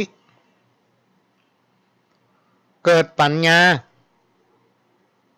และนำไปประพฤติปฏิบัติในแนวทางที่ถูกต้อง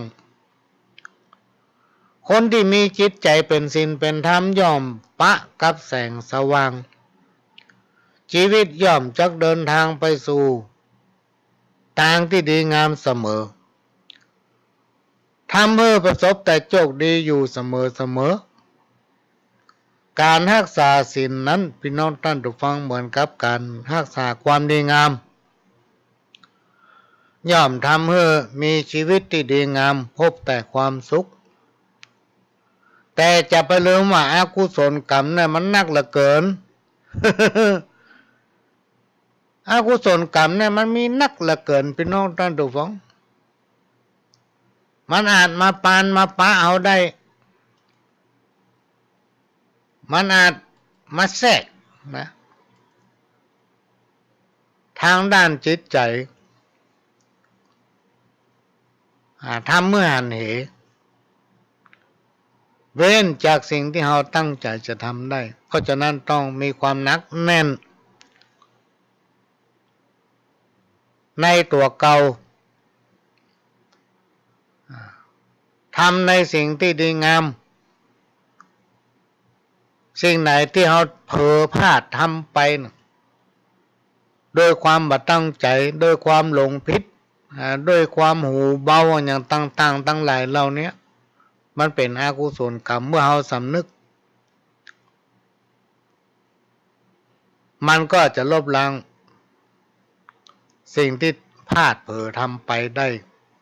สี่ตีนยังหู้พลาดนักปราชญ์ยังหู้เผลอ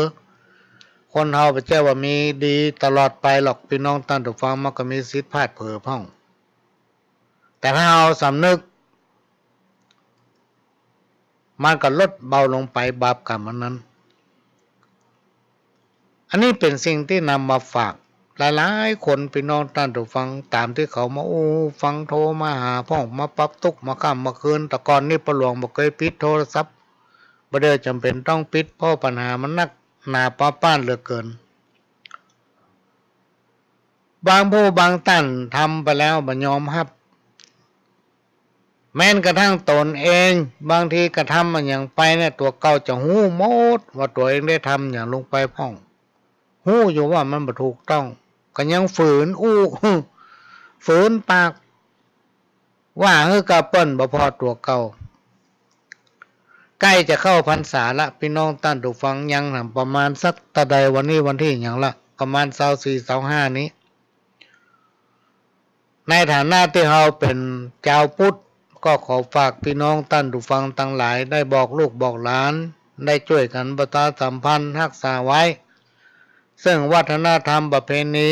ในการเข้าพรรษาเทศกาลเข้าพรรษา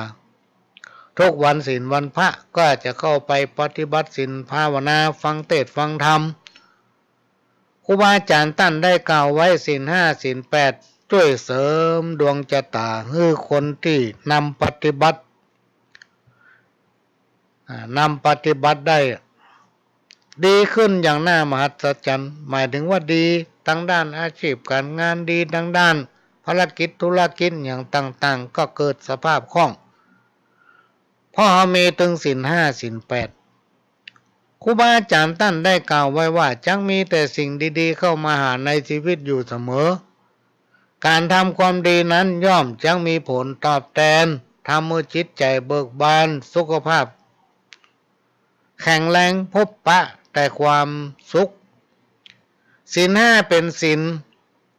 หรือเป็นธรรมะขั้นพื้นฐานที่ศรัทธาชาวพุทธเฮาพึงมีและนำปฏิบัติควบคู่กับการประกอบสมมาอาชีพหรือการใช้ชีวิตประจำวัน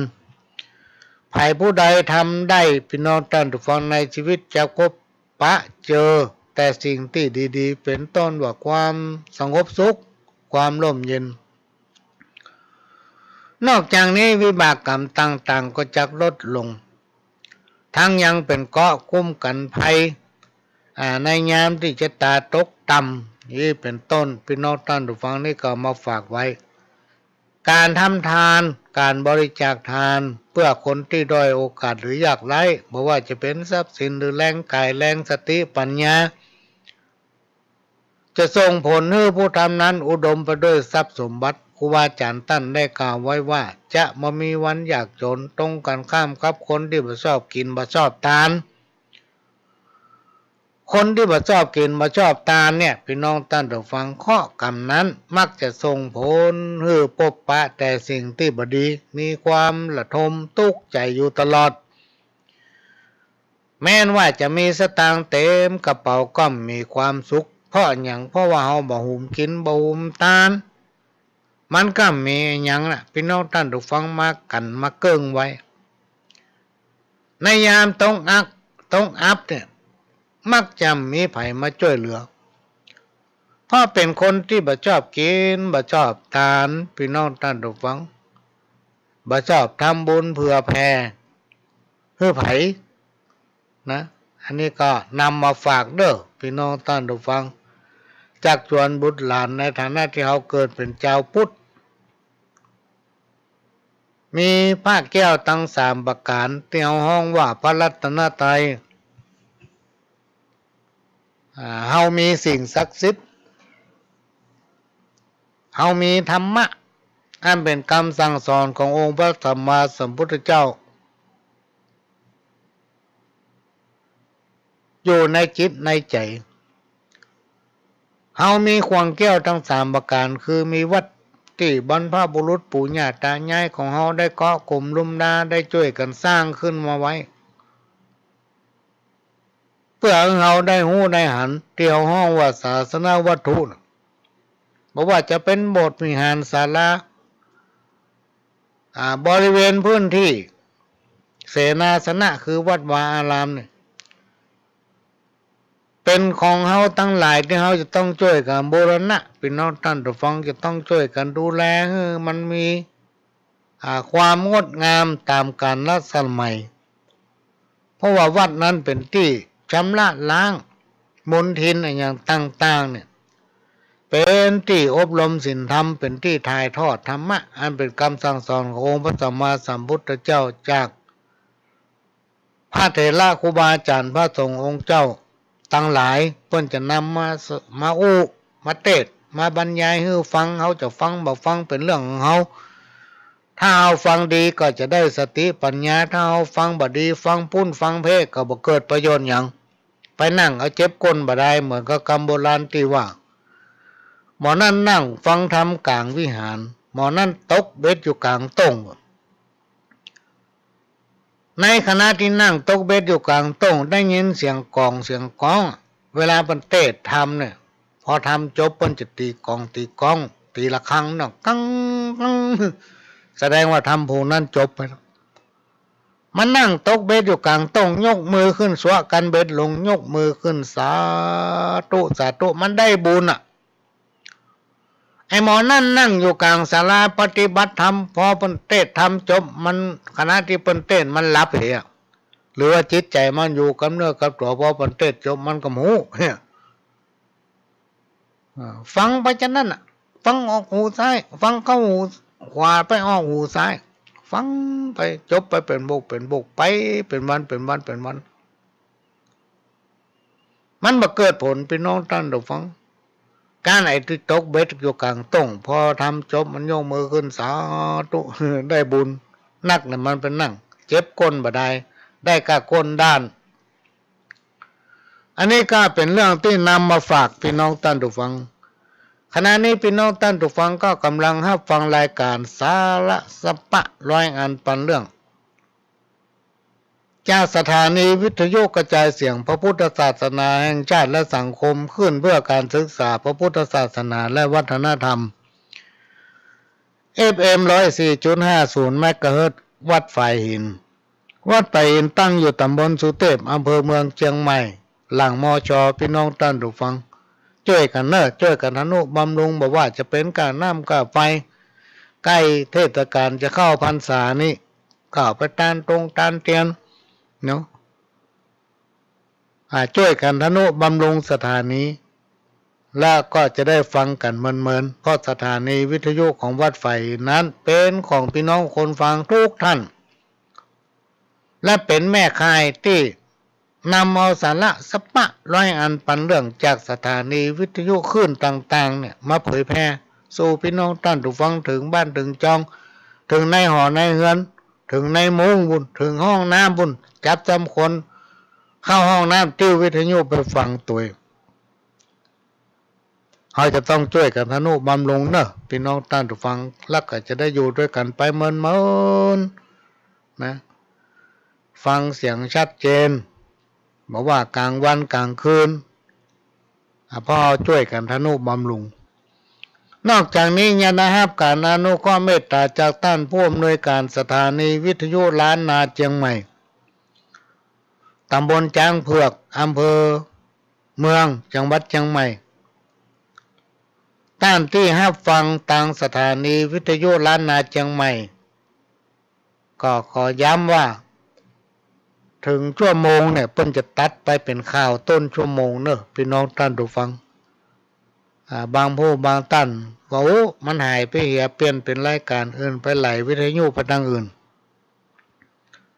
พอถึงชั่วโมงสถานีวิทยุล้านนาเชียงใหม่เพิ่นจะตัดไปเป็นข่าวประมาณสัก7 นาทีกระปิกมาฟังรายการนี้รอบหนึ่งและก็ได้รับการอนุเคราะห์จากสถานีวิทยุคลื่นพัฒนาคุณภาพชีวิต FM 92.25 วัดหลวงประแดงมหาวิหารอันนี้เป็นวัดหลวงนะพี่น้องท่านผู้ฟังในอดีตเป็นวัดที่มีความสำคัญของเมืองเชียงใหม่วัดหนึ่งวัดประแดงมหาวิหารโดยท่านผู้อำนวยการสถานี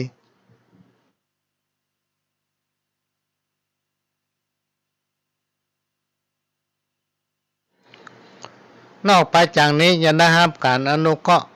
เมตตาจากท่านผู้อำนวยการสถานีวิทยุ FM 98.75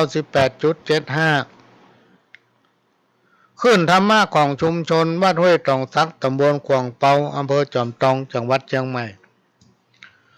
และท่านผู้อำนวยการสถานีวิทยุมนต์เสียงธรรม 106.25 วัดบูผารามอำเภอแม่แจ่มจังหวัดเชียงใหม่โดยท่านผู้อำนวยการสถานีคือการอนุเคราะห์เมตตารับเอาเสียงสัญญาณนี้เผยแผ่สู่พี่น้องท่านผู้ฟัง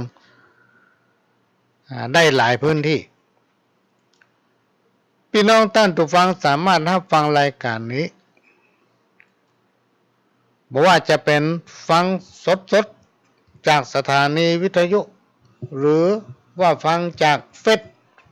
ฟังจากไลน์หรือว่าพี่น้องท่านผู้ฟังบัดได้มีเวลาฟังในช่วงนี้ต้องแยกการทำงานท่านก็สามารถฟังรายการย้อนหลังได้โดยเขียนชื่อสถานีวิทยุของวัดไฟเห็นท่านฟังได้ทุกรายการถ้าจะฟังรายการของพ่อหลวงสว่างก็เขียนนายสว่างธาตุอินจันทร์หรือว่าพ่อหลวงสว่างธาตุอินจันทร์ท่านก็สามารถฟังรายการนี้ได้เป็นรายการที่ถ่ายทอดเผยแพร่เสียงและภาพไปทั่วโลกพี่น้องท่านฟังอยู่ที่ไหนก็ฟังได้ ต่างจังหวัดก็ฟังได้บางผู้บางท่านบ่เข้าใจคนต่างประเทศมันจะไปฟังได้อย่างไรมันฟังภาษาเฮาบ่ใจฮู้เรื่องหรอกคนไทยเฮาไปอยู่ในต่างประเทศก็นักพี่น้องท่านผู้ฟังเพราะว่าจะจอกในมุมใดของโลกก็มีคนไทยไปอยู่หมดอย่างภาคใต้นี่เฮายังคิดบ่ถึงว่าคนทางเหนือเนี่ยจะไปอยู่ภาคใต้นักขนาดเลย บางคนพอโอ้ถึงว่าจังหวัดสามชายแดนภาคใต้เนี่ยน่ากลัวจังงั้นอย่างนี้แต่คนทางเหนือเนี่ยไปอยู่นักขนาดไปสร้างโลกหลักไม่มีครอบครัวอยู่ตังบุญก็สามารถติดตามรายการนี้ได้บอกว่าจะเป็นย้อนหลังหรือรายการสดมีปัญหาอย่างก็โทรเข้าหาสถานีหรือว่าลิงก์หรือว่ากดมาทางเฟซทางไลน์ได้หมดพี่น้องท่านผู้ฟังสมัยนี้มันติดต่อกันง่ายย้อนว่าสมัยเทคโนโลยีที่เจริญก้าวหน้าเนี่ยลุดหน้าไปจนเฮาโตยมันบัดตันเนี่ย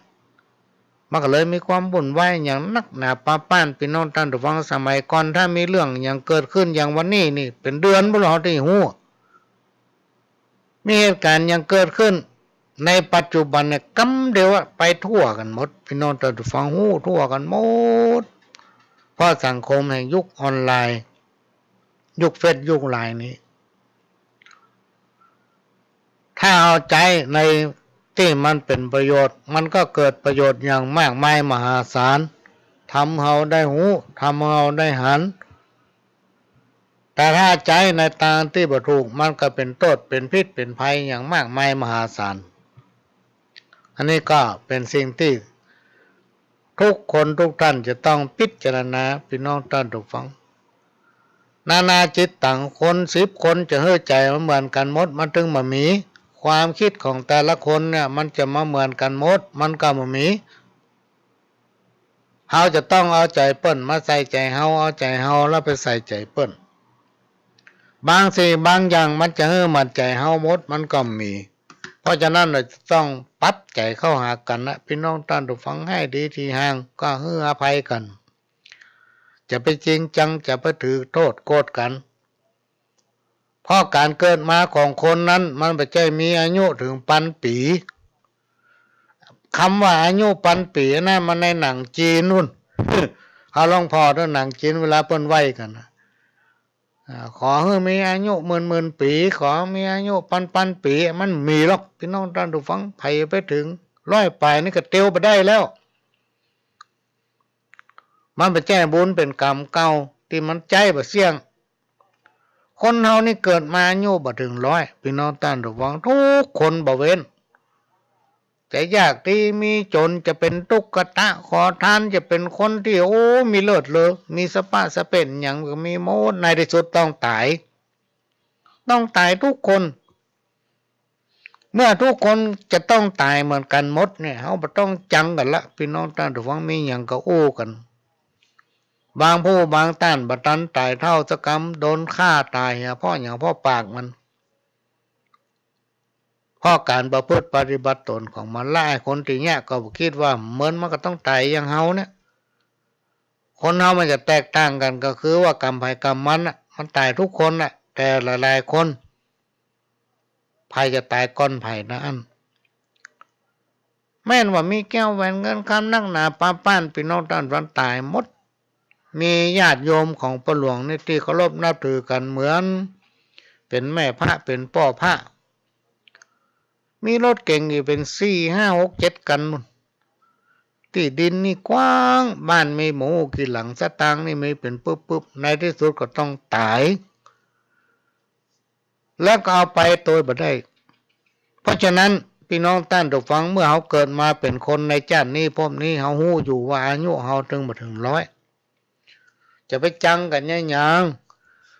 สร้างความสมานฉันท์ให้มีความฮักต่อกันมีความจริงใจต่อกันจะไปจุไปไล่กันให้ดีที่ห่างก็อภัยให้กันมีบ่มีก็ใจความจริงใส่กันพี่น้องท่านผู้ฟังจะไปจุไปไล่กันเพราะในที่สุดเขาก็ตายเฮาก็ตายเฮาฮักกันไว้ป้าที่ไหนก็ยิ้มแย้ม มใส่กันพี่น้องท่านระวังจิตใจก็เบิกบานความสุขก็บังเกิดขึ้นถ้าเอาไปจังกันเหียป้าไหนเป็นหน้าจุดใส่กันเนี่ยจ้องตาใส่กันมาไม่ มันได้อย่างพี่น้องท่านระวังเขาว่าเปิ้นก็ไม่ได้เป็นอย่างเขาว่าบางทีเรื่องมันจริงบ่จริงบ่ฮู้จนเกิดทะเลาะเบาะแว้งกันในต่างโลกนี่เปิ้นก็แปลงกฎหมายเปลี่ยนแปลงพฤติกรรมเพื่อมาควบคุม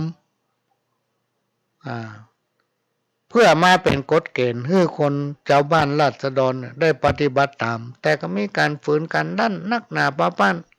โดยเฉพาะในยุคปัจจุบันเนี่ยเพราะว่าคนมันลั่นคนมันฉลาดเกินบางคนที่ลวกแหลมมีสติปัญญาใจสติปัญญานั้นไปในทางที่บ่ถูกก็มีสปะพี่น้องท่านฟังได้ไผติดตามข่าวเนี่ยถึงวันนี้พระหลวงก็เริ่มพอแล้วกูเตือนนี่เฮาต้องพอข่าวถึงวันถึงบัดเจ้ามาแรงเฮาได้ฮู้ว่าหยังมันเกิดขึ้นทั้งใดเฮาต้องพอสักอย่างพอฟังเฮาพอเฮาหันแล้วเฮาม่วนใจทำเฮาม่วนใจลูกฆ่าพ่อฆ่าแม่พี่น้องท่านฟังมาปัจจัยมีเรื่องอย่างนั่งหนาป้าป้านขอสตางค์มาได้ปาดคอป่อ ขอสตางค์มาได้ปาดคอแม่อย่างนี้เป็นต้นเพราะเป็นสิ่งที่คนเฮานั้นบ่เข้าถึงศีลถึงธรรมจิตใจห่างเหินจากการกระทำของตนเองเมื่อจิตใจมันมีศีลมันมีธรรมเป็นน้องท่านดูฟังสติปัญญาก็บ่เกิดครูบาอาจารย์ตั้งกล่าวว่าคนเฮานั้นถ้าเข้าในกลุ่มไหนไปเป็นกลุ่มนั้นถ้าไปหากาก็เป็นกาถ้าไปหาแห้งก็เป็นแห้งถ้าคบคนดีก็เป็นคนดีถ้าคบใจคนบดีมันก็เป็นคนบดีไปคบคนที่คิดว่าเปิ้นมันบ่ย่าอย่างสักอย่างมาก็นั่งว่าเปิ้นติ๊กๆก็เป็นกับคนนั้นสังคมไหนชุมชนไหนก็แล้วแต่พี่น้องท่านผู้ฟังมันจะต้องมีกับสองอย่างเนี่ยก็คือคนดีกับคนบดีคนบดีเฮาลองว่ามันบดีมันโคตรนะพี่น้องท่านผู้ฟังว่านี่บดีนะนั่นบดีนะมันโคตรโดยเฉพาะของบัดแต้นี่เฮาลองไปนั่งกินเหล้ากับไผสักคนแล้วมันอู้อย่างมาเฮาลองว่าโอ้นี่บ่ถูกนี่บ่ถูกทำกรรมมันถึงมาห้องเฮากินละไปไหนมันถึงมือเฮากินตัวมันละพอไปคัดใจมันถ้ามันว่าที่บ่ถูกเขาบอกโอ้ดีแท้ๆเพื่อนเอ้ยอุ้ยมันละเนี่ยถูกต้องวันพวกมาจวนไปทำแล้วพี่น้องท่านผู้ฟังใครอยากกินอย่างมันซ้อให้กินหมดเพราะเขาจ้างลุยกับมัน เนี่ยในยุคสังคมพี่น้องท่านผู้ฟังเขาต้องรู้จักแยกแยะถ้าเฮาบ่แยกพี่น้องท่านผู้ฟังไปบ่ได้แน่นอนเพราะว่าความจำเป็นของคนนี่ก็แตกต่างกันไปนะพี่น้องท่านผู้ฟังบางทีเปิ้นมีความจำเป็นนะบางทีเปิ้นมีความจำเป็นอันนี้ก็ขอแจ้งบางการกิจกรรมหลายๆอย่างที่พระหลวงมีคนโทรมาถามกันพระหลวงจะจัดอันอย่างพ้องกิจกรรมเกี่ยวกับการทนุบำรุงสถานีเกี่ยวกับการทนุบำรุงขวัญกำลังใจให้พระสงฆ์องค์เจ้าให้ครูบาอาจารย์ในกิจกรรมจะมีอย่างก่อนจัดบ่ได้พี่น้องท่านผู้ฟังจัดบ่ได้พระราชจัดกิจกรรมแต่ละครั้งต้องจ่ายเงินหลายหมื่นต้องมีเงิน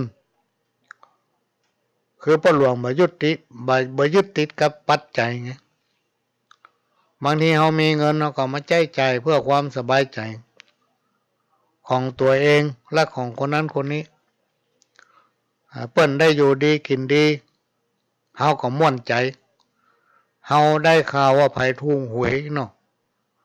บ่ว่าจะเป็นหวยเก่งหวยรัฐบาลเนี่ยมันถึงมีพี่น้องท่านฟังเฮาม่วนอกม่วนใจเฮาดีใจโอ้หน้าบุญของมันแล้วนะเฮาม่วนอกม่วนใจเฮาแต่ในยุคปัจจุบันนี่เนี่ยอย่างนั้นบ่ได้เศรษฐกิจมันมีละพี่น้องท่านฟังเศรษฐกิจมันพังมันแย่ทุกอย่างเพราะอย่างเพราะว่าโรคไวรัสโควิดเนี่ยไปไหนก็ไม่ได้ตั้งได้ก็ไม่ได้แม้แต่โยมที่อุปถัมภ์อุปถากพ่อหลวงเนี่ยก็อุปถัมภ์อุปถากไม่ได้เพราะอย่างเพราะมันจำกัดด้วยโรคไวรัสโควิดนี้ ำมาหากินก็ลำบากทำมือคนล้มละลายทำมือคนแขวนคอตายทำมือคนฆ่าตัวตายเพราะอย่างหนี้สินเฮาหยุดได้พี่น้องท่านผู้ฟังหยุดอยู่บ้านเพื่อชาติได้หยุดบ่ต้องไปไหนบ่ต้องไปเนี่ยการทำงานอะไรอย่างที่ไหนได้มีอย่างก็กินกันไปได้แต่ว่าหนี้สินนี่ก็ไฟแนนซ์เนี่ยแบงค์เนี่ยอย่างรัฐบาลบอกว่าให้หยุดเพื่อชาติหยุดเนี่ยการทำงานสั่งหยุดนั่นหยุดนี่สั่งได้หมดแต่เปิ้นบ่ไปสั่งไฟแนนซ์เปิ้นบ่ไปสั่งแบงค์ที่เฮาเป็นหนี้เป็นสินเนี่ยเฮาจะต้องใจเปิ้นพวกไฟแนนซ์พวกลิสซิ่งอย่างต่างหลายเหล่านี้ที่เฮาเป็นหนี้เป็นสินเปิ้นไปแจ้ว่าโลโอ้มันเป็นช่วงโควิดที่หากินกันลำบากเนี่ยการทำงานก็ยากในยุคนี้ต้องผ่อนนักผ่อนเบาบ่ต้องทวงหนี้เขาเตื้อบ่ได้หรอกมาทวงมาถึงวันเขาจะบอกว่าเขามีความจำเป็นอย่างนั้นอย่างนี้มันบ่สนใจพี่น้องท่านผู้ฟังมันจะเอาอย่างเดียวนะก็ลองผิดไปวันก็คิดขี้ดอกเขาแล้วมาขู่เขาเติมซ้ำนี่เป็นประสบการณ์ที่พ่อหลวงก็โดนมาแล้วนะพี่น้องท่านผู้ฟังโดนมาละจังๆเลยแต่ว่าวันซื้อนี่ก็เจอมาแล้วโทรมาเนื่องจากว่าเฮาเนี่ยไปค้ำประกันรถคนหนึ่งแล้วในที่สุดก็มายึดรถละอ่อนไป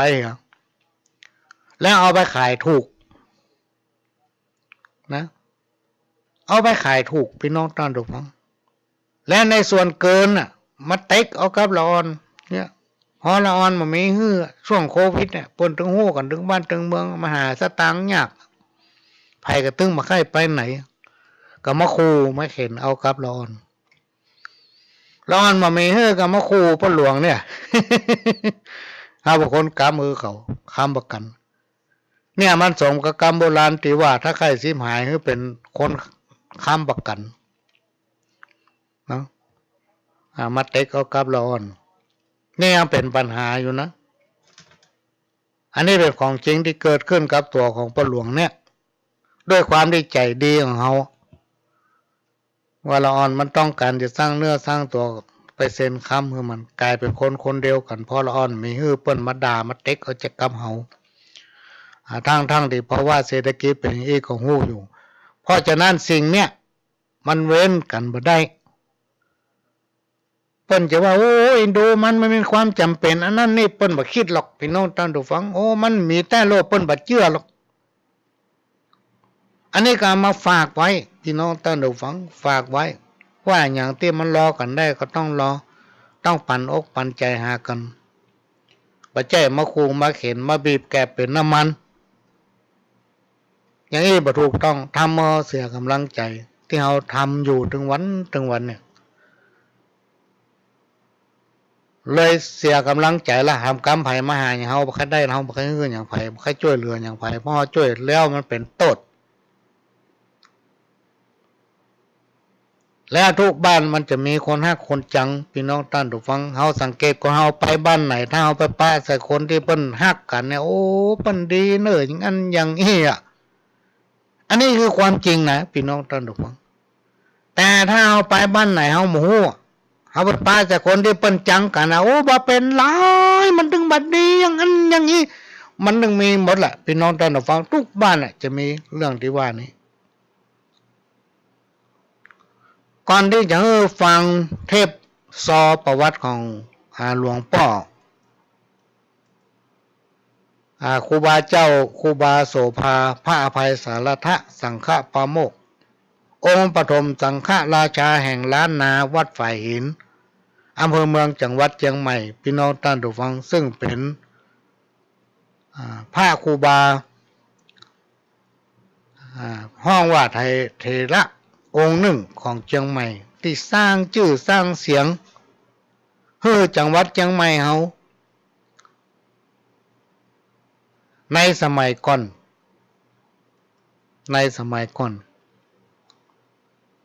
ที่เฮาจะ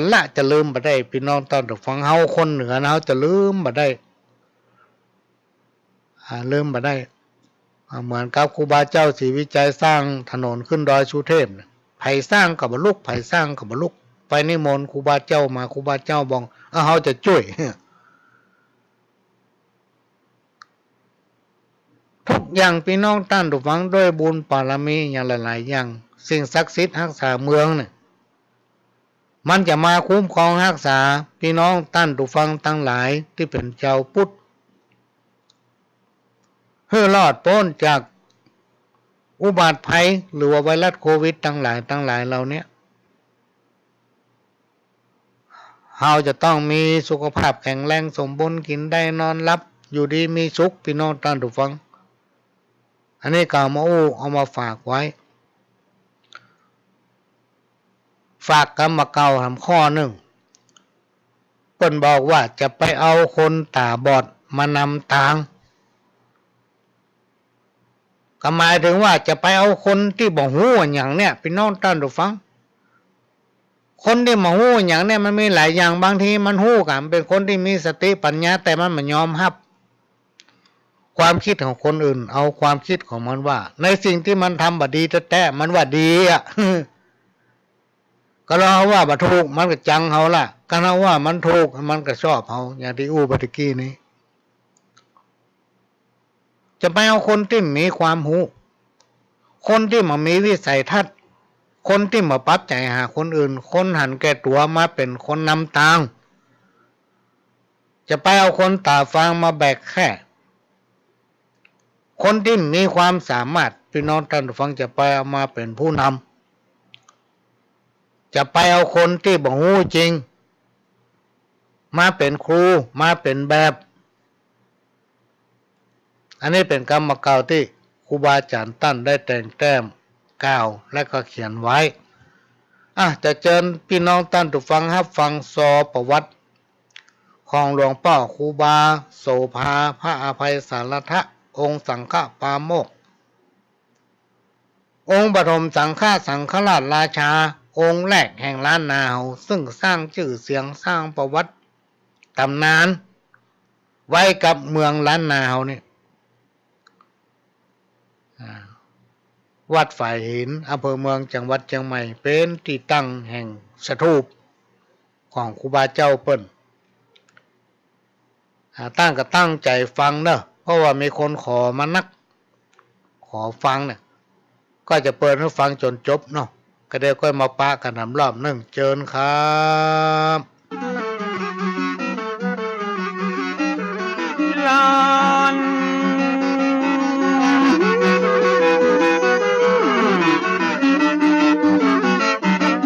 น้อมลำลึกบุญญาบารมีคุณงามความดีพระมหาเถระพระเดชพระคุณพระอภัยสารทะคนคารวะอยู่ตลอดกาล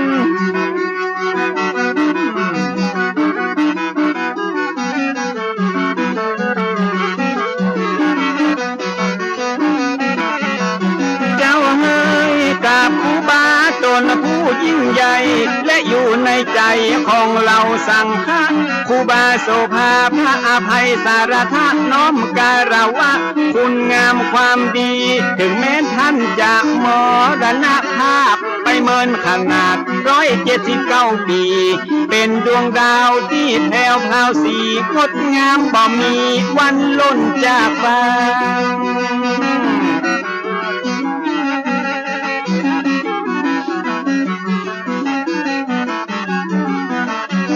ร่างกายผู้พังผลงานยังอยู่กำสอนเป็นครูกำผู้เป็นอาจารย์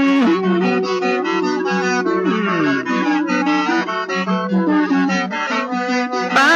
นะชีวิตคนเฮามนุษย์บ่ได้สิ้นสุดก็เพียงแค่ความตายเพราะว่าความดีมันบ่สูญสลายไปกับร่างกายยิ่งใจเฮานั้นยิ่งเมินก็ยิ่งเทวีคุณงามความดียืนยงคงมันเหมือนท่านครูบาผู้อดทนอดกลั้นต่อสู้ฝ่าฟันผ่านแม้ได้ต่อสู้เพื่อเราสังฆะเสียสละเพื่อพระศาสนาปัดเป่าปกป้องเมื่อมีภัยมา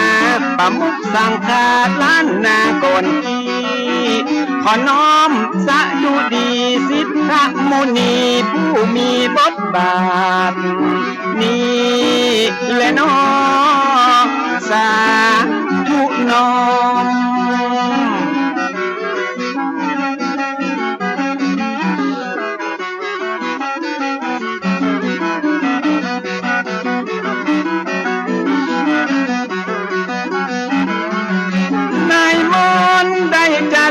เป็นประวัติศาสตร์ผู้คนไว้กราบอย่างภาคภูมิใจ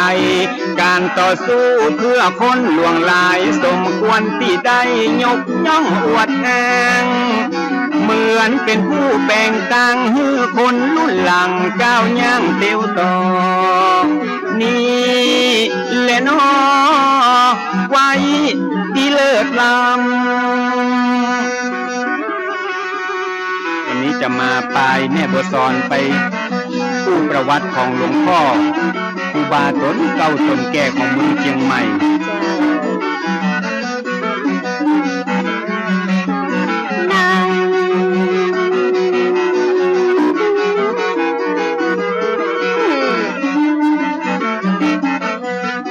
ประวัติศาสตร์ล้านนาจารึกอ่านแล้วหูสึกและภูมิใจอย่างยิ่งต้นไม้จะห้อมว่ามีการมีกิ่งญาติเชื่อกะที่มายอมวิ่งหนีซื้อ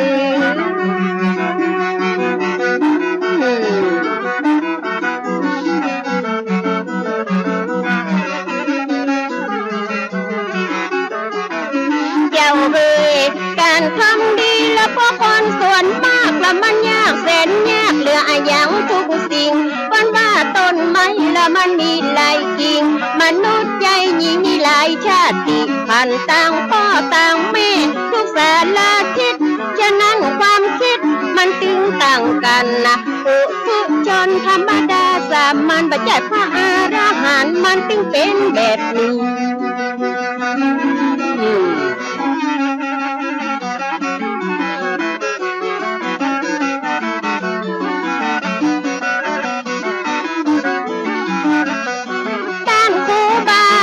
สู้ดิ้นรนมุ่งมั่นอดทนเพื่อศาสนา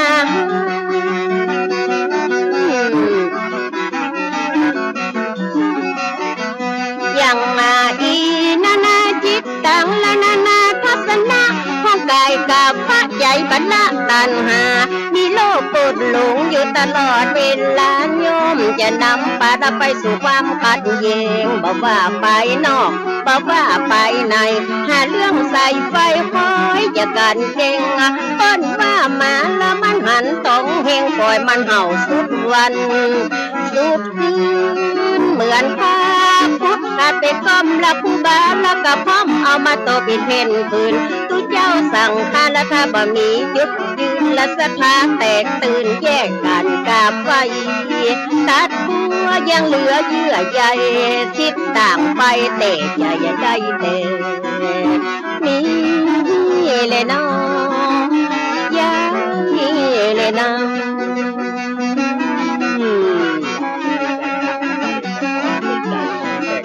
เจ้า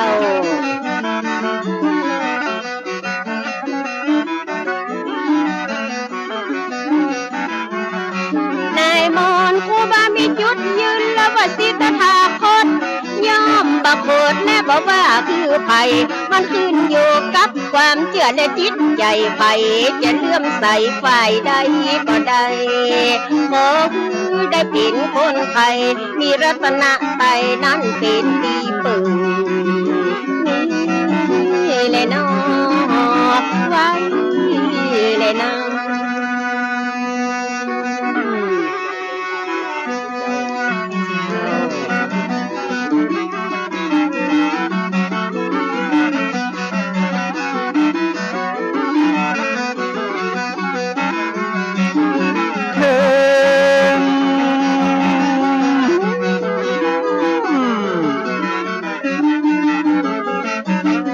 ความแตกแยกเป็นเรื่องธรรมดาต้องมีปัญญาคอยมากำกับแยกผิดแยกถูกนั่งนับนอนนับทิฏฐิบ่ดับก็ต่างคนต่างแทง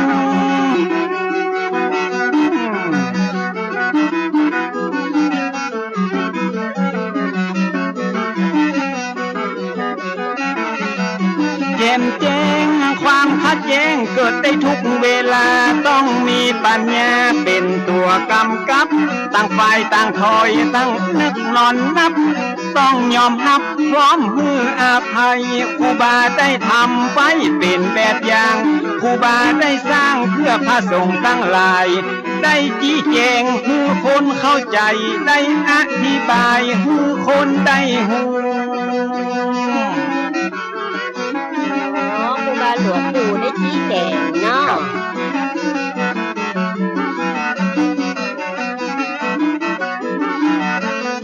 แล้วจะจวนปะนมมือสร้าง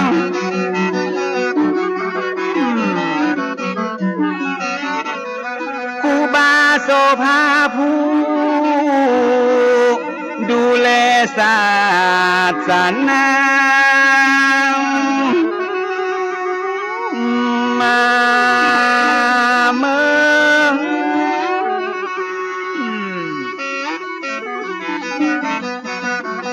สิบนิ้วจะก่อนยกมือย่อก่อนที่จะสอบขอนมัสการขออนุญาตจากดวงวิญญาณก่อนจะเอาผลงานและประวัติมามาเผยแผ่แก่สาธารณชนซึ่งมีอยู่หลายคนที่ยังบ่ฮู้หลายคนอยู่ที่บ่ฮู้เนาะคนที่ฮู้แล้วก็ฟังเพิ่มยังมีหลายคนนะที่ยังบอกฮู้ยังมีหลายผู้ก็ที่ยังสงสัย40,000บัวซ้อนมาขอถวายมาซอขยายให้พระสงฆ์องค์เจ้าตลอดจนถึงศรัทธาญาติโยมบ่ใจกำลมที่จะอมมาเล่าเป็นเรื่องจริงตั้งแต่ปลายฮอดเก้ามาฮือหมู่เฮาได้อย่าฟังเป็นจะได้บ่ฮู้เนาะอย่างน้อยก็ได้ปลุกจิตสำนึกคือได้ระลึกนึกถึงความหลังบ่ฮือไผเลือกฮักอย่างคนเรื่องเก่าหลังคือคนตอบโต้เพื่อเอาไว้เป็นกรณีศึกษาถึงจะผ่านมาตั้งแต่ปีมาโวขนาดเนาะเรื่องใหม่เรื่องเก่าและ7พระเจ้าค่ะผู้ที่จะเลือกเอามาอู้ละสาระเก่งสารเรียกหาบใดละบ่มีไม่การมาบ่มีอ่านบ่ต้องเอามาอวดเปิ้นว่าเขาละมันสุกในไหละบ่ได้สุกในละตากาซาหวดตกตุเจ้าไข่ซีละหมอกขยมไข่บวชติ้งบ่เอามาอวดอันนั้นบ่มีสาระนะแม่เนาะเจ้าแต่นี่มันเป็นเรื่องดีมีสาระเรื่องของตุพระและเปิ้นบรรละเราก็ประวัติของเปิ้นแล้วก็มีพี่น้องเอาเล่เอามาสอนละคือพี่น้องยาวบ้านปฐมสังฆนายกะโสภาประวัติมีมาแต่เดิมก่อนนั้น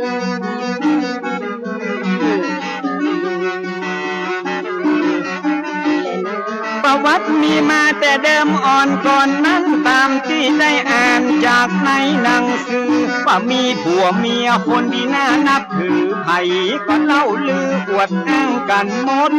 ผัวชื่อว่าป้อนานอินตะเคยบวชเป็นพระใจสะอาดหมดจดเมียชื่อสอนใจบ่หอนกดบ้านอยู่ตั้งวันตกงาคองาเวียงปัดกับเจ้าบัวซอนที่จะนอกกับเจ้าบัวซอนนี้นะเจ้า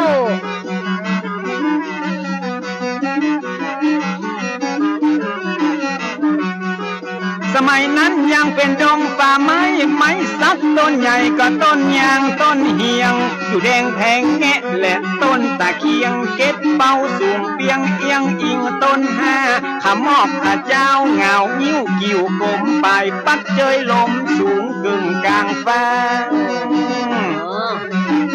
จีนและนาวันนั้นมีเมียหนุ่มละประมาณอุ้มต้องละวันหนึ่งฟ้าห้องละมืดฟ้าบดฝนผู้ซักงวงไฟคอยตามป่าตรงปิดไว้ไหวลงแล้วเข้าเล่งเข้าบ้านเป็นที่หน้าแปลกประหลาดหัวใจตากระสงสัยว่าเป็นอย่างอัน10 ปี20 ปีและที่ผ่านมานั้นเหตุการณ์อย่างอันบ่เคยมี เหตุการณ์อัศจรรย์ แม่ก็เจ็บต้องและจะเกิดลูกลักที่ได้ฟูมฟักและนานนับเกือบปีตาพันอังการละเดือนเป็ดปอดีละขึ้นน้ำปีสีมาลงอเมนมันพศ2374นั้นนาแม่ซ่อนเกิดถูกมาพร้อมเหตุการณ์นั้น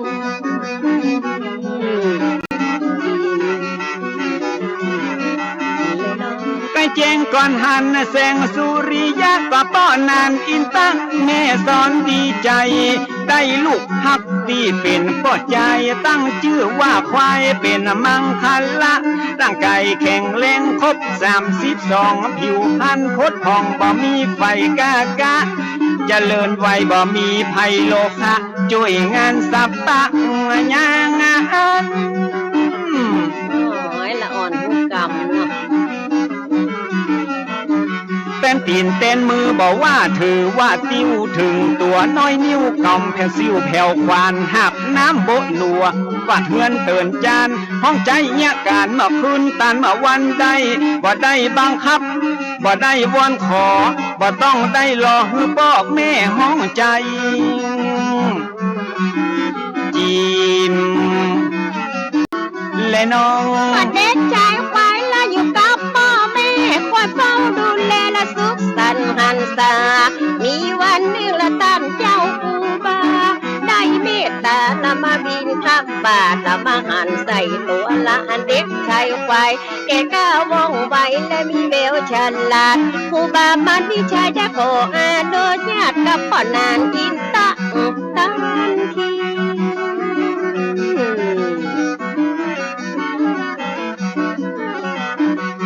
เป็นละขยอมละห้ำเฮียนเขียนอ่านฝึกฝนสันดานกอมเก่าคักสีคือได้เป็นละคนเก่งคนดีที่วัดไฟหิละใจนิ่มเตียงมันอยู่กับคนไปเหมือนผ้าไม้ตัดตาพอยู่กับคนมีพญาจะมีวิชาหลายลำคำตกน้ำบ่ฮอนเป็นหินเนาะอยู่กับคนผ่านทานพาไปหาพิษอยู่กับบัณฑิตพาไปหาพลอยู่กับครูบาได้ศึกษาฝึกฝนมุ่งมั่นอดทนจนอายุ15เขียนตัวเมืองอ่านแถวตัวไทยอ่านออกเขียนได้ชะฉานเก่งกล้าครูบาพอหันอนาคตวันหน้าเลยบรรพชาเป็นสามเณร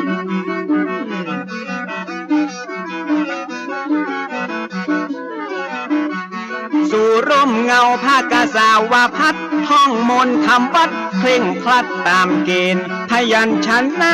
สละวักเวนแม่นตัดชัดเจนเป็นที่อวดอ้างอักขระวิธีบาลีนักธรรมเก่งแค้มชำนาญบ่ผิดพลาดพลังเก่งขนาดเนาะจีมมาบ้านละพ่อชาละเป็นศิษฐาคดเฮียงหูจนหมดจบของหลากหลายภาษาบาลีวิธีมนต์ละกระจายธรรมวินัยกันและพระไตรปิฎกสามารถรอบรู้อักษรศาสตร์ภาษาทศศาสตร์นานาก็บังคับประตูท่านได้ศึกษาเป็นมหามรดกตกทอดสืบคืนนับเมื่อมา179 ปีมาถึงบัดเดียวน้องยังบ่สูญหายแต่เมื่ออายุ22 ปีครบกำหนดก็ได้อุปสมบทตามความเมตตาของอาจารย์ท่านเจ้าครูบายิ่งเพิ่มศรัทธานักหนาปาปานพระมหาเถระสวามีนั่นนาเป็นพระอุปชาติวัดป่าเด้งแห่งนั้น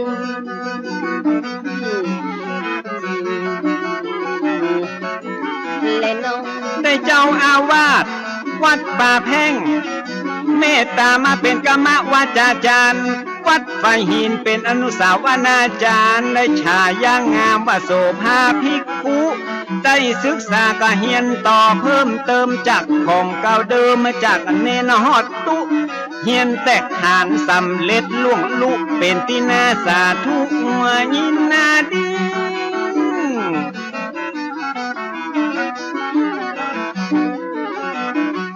ได้ห้ำเฮียนต่อไปนั่นเล่า เป็นตูเจ้าได้ประมาณ1 ปีครูบามาลวิชัยก็ได้สิ้นชีวิตได้รับหน้าที่แต่นครูบาเจ้าเป็นผู้สืบทอดเจตนาลมพ่อพระน้อยขยมเป็นผู้นำเป็นเก่าจีนและน้องตั้งแต่ปีพศ2398เริ่มทำตามแบบละครูบาอาจารย์ครูบาโสภาและมีวิชาเตกชานทั้งกรรมนามทานและอาการละจัดการมีละตั้งการศึกษาเกษสามเณรและเหล่าสังฆะมนต์กัดยายและวิทยาสามัญญาภิธานนั้นครูบาเจ้ารู้หลายแขนงวิชาตอนนั้นมองว่ากัสถาเป็ดมักใครคือวัดละมีครบองค์3สร้างต้องรอบรู้ละได้เป็นผู้นำมีพระธรรมละพิเศษนำนาวัดบ่มันคงสูงบ่มีบทบาทพุทธศาสตร์ก็จะตกต่ำยาถ้าบ่เก่งเต้หน่อยเนาะนั่นแหละครับครูบาโสภาได้รับการยกย่องเป็นผู้จบทองกหลากหลายสาขาพระไตรปิฎกอัฏฐดีกาวิปัสสนากรรมฐานเข่งครัด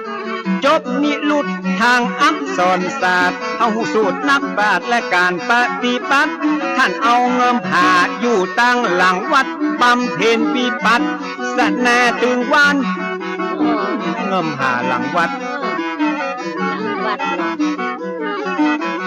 เอาปริยัติปฏิบัติปฏิเวทเป็นขอบเขตและเป็นพื้นฐาน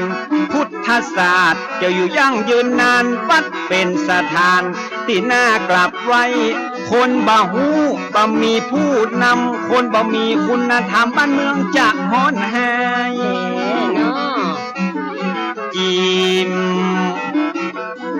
และน้องนอกจากด้านปริยัติและด้านปฏิบัติสิ่งสาราสัตว์ตันยังหูภาษาเสียงนกเสียงหนูเสียงไก่เสียงกาถ้าตั้งนึกกัดถ้าก็เข้ามาหาอดครูบาต้านเก่งเวทมนต์กัดถ้าเหาะขืนไปมาบ่ต้องได้ขี่รถกัดถ้าอาโคมเป็นร้อยบทบันบทบ่ต้องจดยำใดถ้าได้เป็นสมัยประเดี๋ยวเนาะเสียงนกเสียงกาได้เฮียนหูมาเพิ่นมีตำราจากโบราณอาจารย์ต้องอาศัยและในปัญญาญาณตั้งกับละมาทานฉันเกกาหูแต่มีแต่ในอดีตตะการในปัจจุบันขับมาให้ยืนยันตาถึงวันนี้ถ้าจะเขียมนะแม่เนาะเจ้าแหมเรื่องนั้นก็หันกันจะกับพี่น้องอังวะตะกงหงสาเปิ้นเล่าลือกันแต่เหินเมินมาว่าหันครูบาไปเดินบินทบาทสถาตัดเอากะลงบาเป้าคัดจนเป็นเงางามจนสะอาดเอาใส่น้ำเมียงแล้วเอาใส่บาตรถวายท่านเจ้าครูบา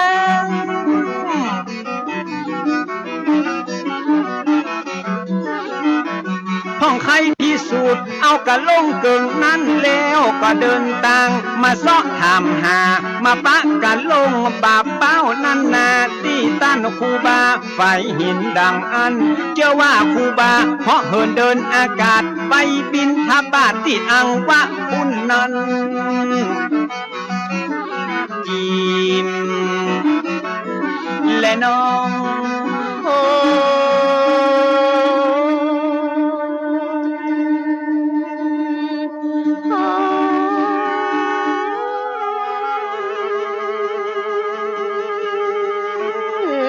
ความดีที่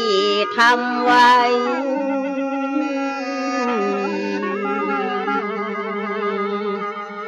ผลแห่งความดีได้มาตอบสนอง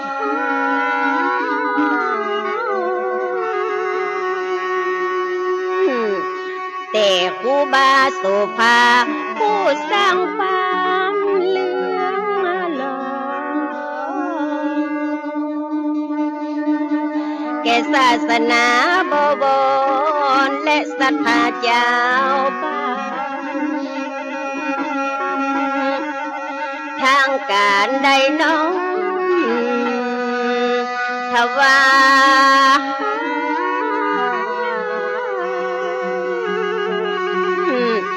ตำแหน่งสังฆนายกาดังอันปกครองดูแลพระสงฆ์นั้น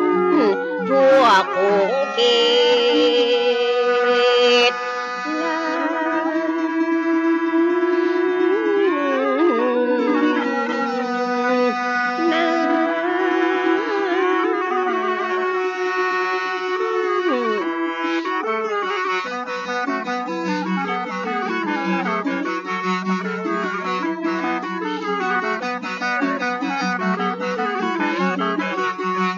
เก่งบริหารจัดการทุกด้านตั้งวัดตั้งบ้านไปนอกไปในความดีมีหลายไผ่ก็ชอบสู้และมีความหูเก่งการปกครองตั้งการได้มองหันความเก่งอาการมีประธานนำหน้าพระเจ้าวิชญานนท์ถวายตำแหน่งเบื้องบนสมานาศักดิ์เทระเป็นปฐมสังฆนายกาโสภา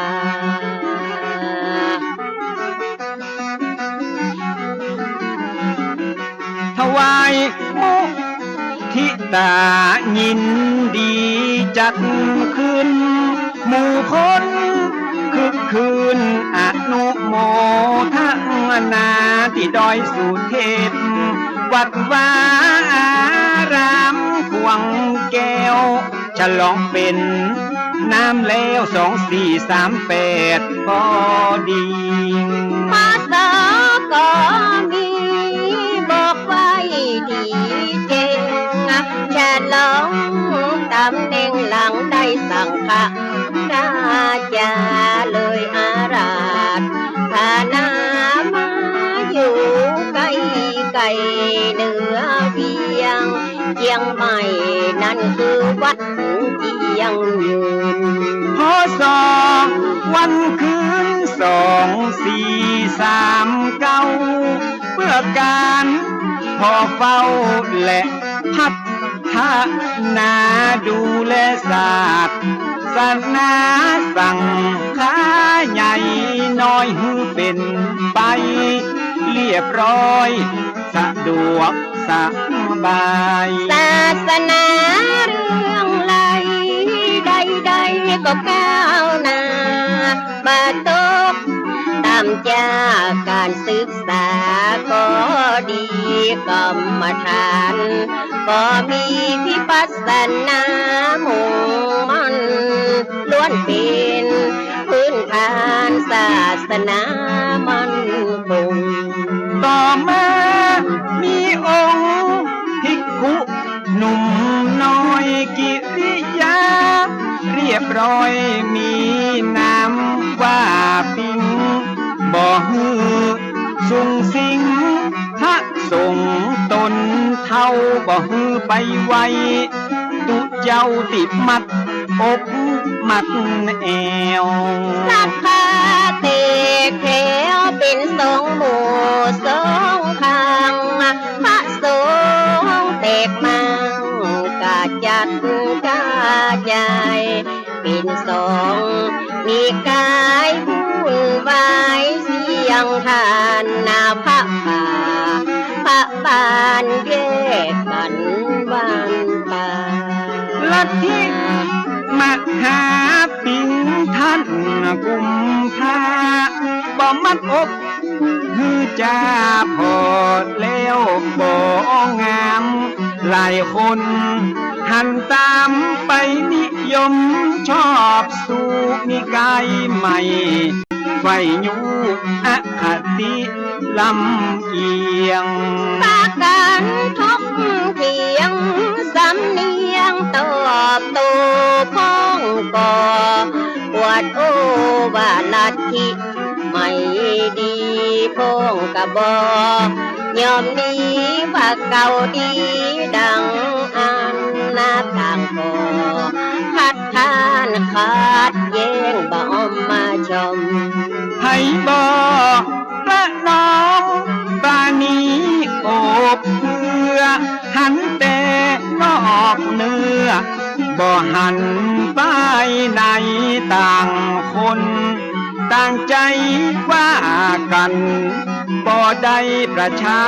ธิปไตยต่างมีสิทธิเสรีอยู่มาหลายปี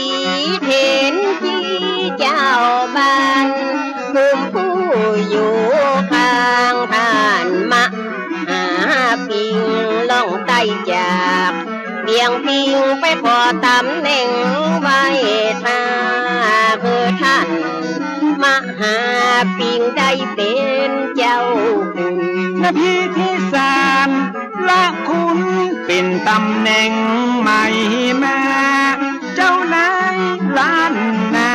หลายผู้หลายคนต่างกอดน้อมตนเป็นสิทธิ์ชิดไกลเอามาหาปิงย้ายมาเจียงมันอารามและได้จักนำนี่กายไม่เข้ามาละของเก่าแต่ก่อนเดิมมาส่วนตานอุบาสุภาก็ต่อต้านนักบางอย่างทำนั้นมันบ่เหมาะบ่ควรหันว่าผิดควรบ่ควรทำอย่างอันถ้าป่าถ้าบ้านก็สิทธศาสตร์ศาสดาองค์พระศรัทธาพระพุทธเจ้าไปแยกหมู่แยกเล่ากันอันจะใดทำดีทางไปขออย่าได้อวดอ้างมายกตนผมท่านโบราณว่าบ่ดีป่าเวนีล้านนาเก่าเกลือถ้าบ่โอบเอื้อก็บ่ควรทำลายเมื่อใดสูญหายไปจากโลกลานาคตวันหน้าลูกหลานของเฮาจะเดือดร้อนมองเงาจะเอาอันยังมาอ้างปากันแยกมั่งบ่สร้างความสามัคคีผู้บ้าก็มีเจตนาดีชัดเจนบ่ใหญ่ไปเก่งขัดแย้งขวางต่างบ่ใจไปคอยแล้วหวังอยากดังมีนา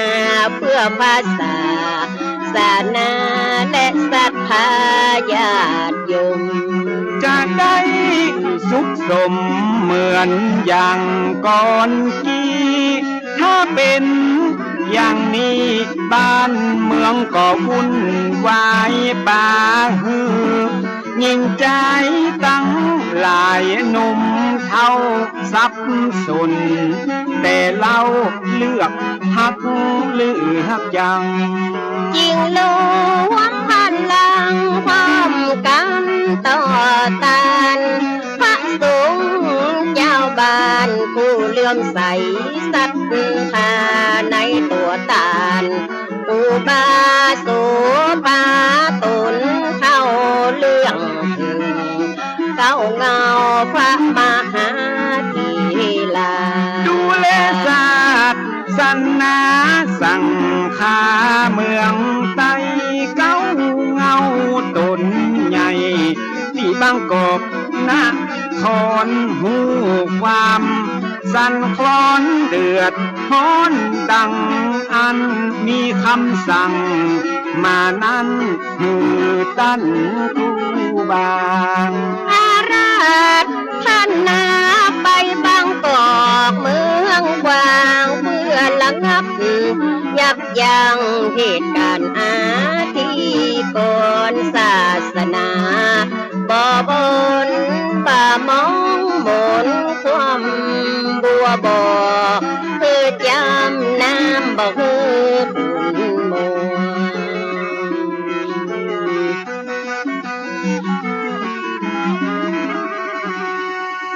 ลาย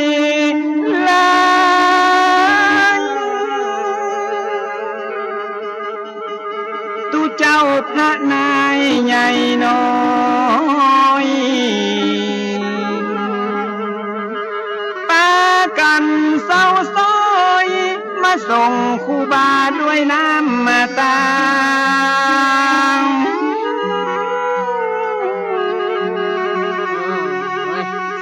ตลอดจนถึงคณะศรัทธาหลั่งไหลกันมาปีตาน้ำมาดังกลัวปัญญาภูบาไปข้าง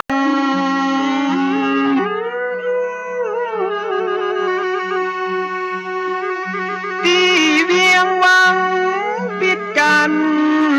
อินดูครูบาเสียงทานกลัวไปต้องกฎหมาย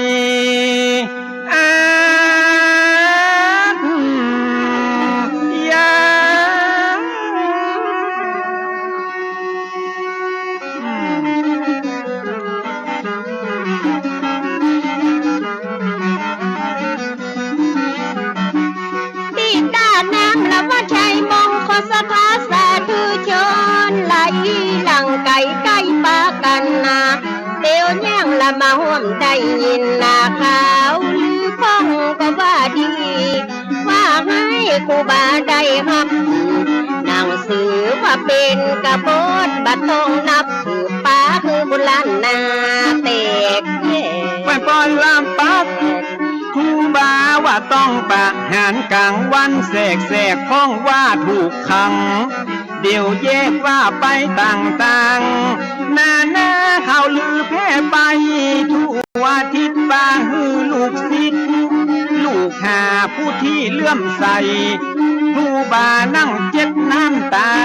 ย้อยอาบต้องไปละตัวเจ้าพันเน้นตีก้อยบำเพ็ญไว้กับเตกตื่นกันมาญาติตกออกเหนือไตไหลมานั่งสวดใจยักมงคลนังครูบาตนเมตตากาดแก้วจาก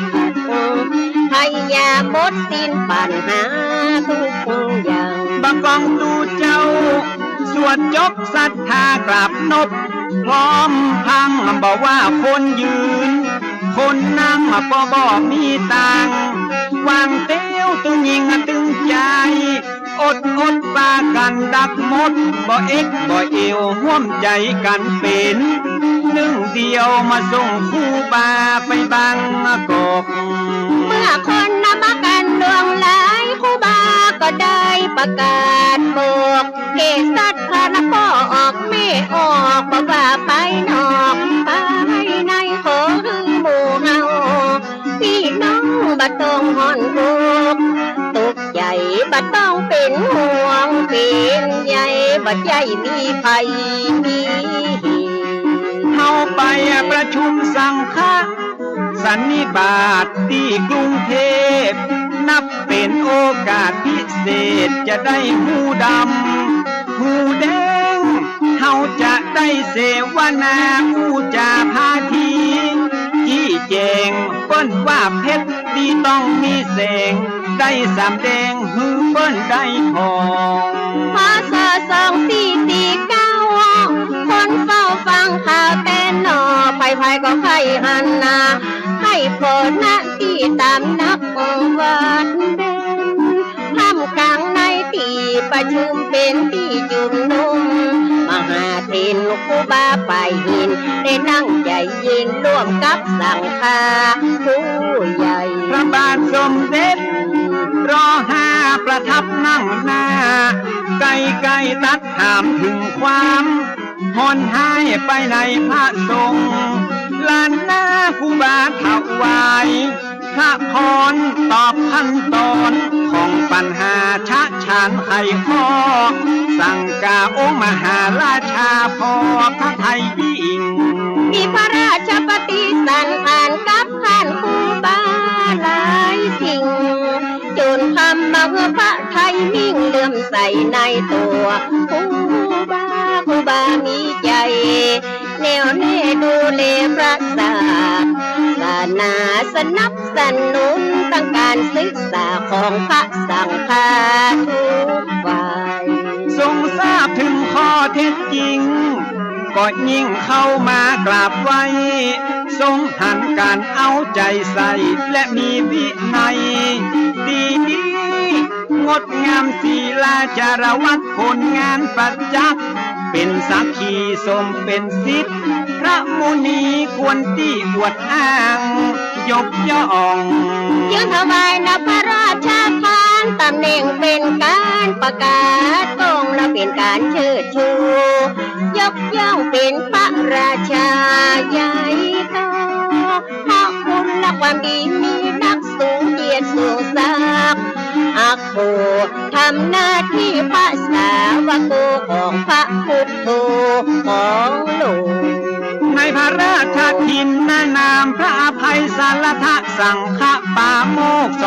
2449หายโศกเป็นโจกใจยักมงคลกลับมาสู่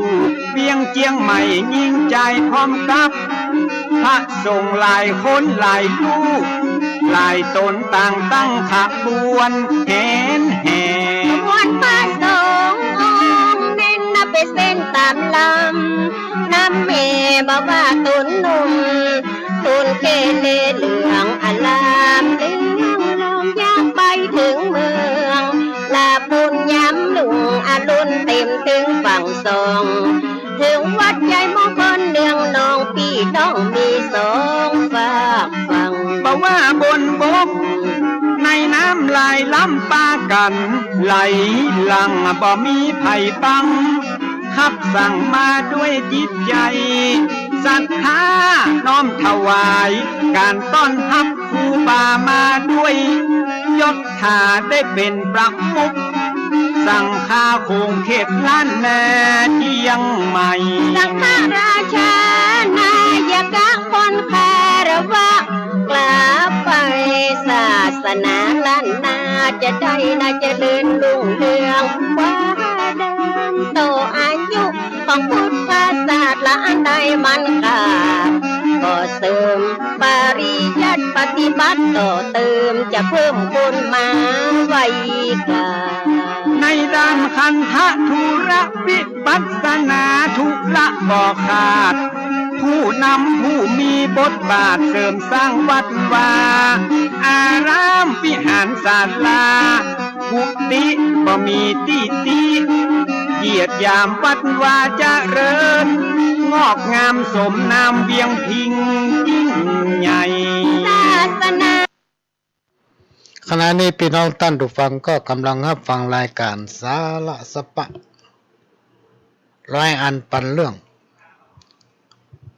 จากสถานีวิทยุกระจายเสียงพระพุทธศาสนาแห่งชาติและสังคมขึ้นเพื่อการศึกษาพระพุทธศาสนาและวัฒนธรรม FM 104.50 เมกะเฮิรตซ์วัดฝายหินซึ่งเป็นแม่ข่ายก็นำเอารายการสาระดีๆพี่น้องท่านผู้ฟังมาเผยแผ่สู่พี่น้องท่านผู้ฟังนอกจากนี้ยังได้รับการอนุเคราะห์เมตตาจากท่านผู้อำนวยการสถานีวิทยุล้านนาเชียงใหม่ที่ได้ให้การอนุเคราะห์เมตตานำเอาเสียงรายการนี้เผยแพร่สู่พี่น้องท่านผู้ฟังแถมสถานีหนึ่งและก็สถานีวิทยุพัฒนาคุณภาพชีวิต FM 92.25 วัดหลวงประแดงมหาวิหารก็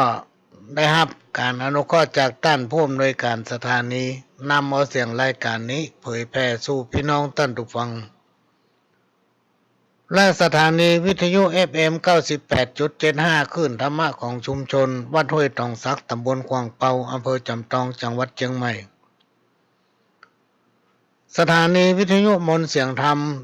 106.25 วัดบูพารามอำเภอแม่แจ่มจังหวัดเชียงใหม่ก็ต้องขอกราบขอบพระคุณท่านผู้อำนวยการสถานีที่เอ่ยมาแล้วที่ได้ให้การอนุเคราะห์นำเอาเสียงรายการนี้เผยแผ่สู่พี่น้องท่านทุกฟังแถมสถานีหนึ่งพี่น้องท่านทุกฟังสามารถรับฟังรายการนี้ได้พร้อมกันถึง 5-6 สถานีตั้งแต่เวลา 4 โมงไปถึง 6 โมงแมลงทุกวันเสาร์ดำเนินรายการโดยกับผมพ่อหลวงสว่างธาตุอินจันทร์ประธานเครือข่ายกองทุนแม่ของแผ่นดินจังหวัดเชียงใหม่และ8จังหวัดภาคเหนือรองประธานศูนย์ประสานงานกองทุนแม่ของแผ่นดินแห่งชาติและก็ประธานคณะที่ปรึกษาผู้ตรวจราชการภาคประชาชนด้านต่างๆจังหวัดเชียงใหม่ก็มาพบปะพี่น้องท่านผู้ฟังเป็นประจำยกเว้นว่ามันมีภารกิจที่สามารถมาพบปะพี่น้องท่านผู้ฟังได้ที่ท่านได้ฟังจบไปจากคำขอของพี่น้องท่านผู้ฟังหลายผู้หลายท่านได้โทรมาต่อว่าก็มีได้ส่งไลน์มาก็มีว่าขอฟังซอเถระประวัติของครูบาเจ้าโสภาพระอภัยสารทะ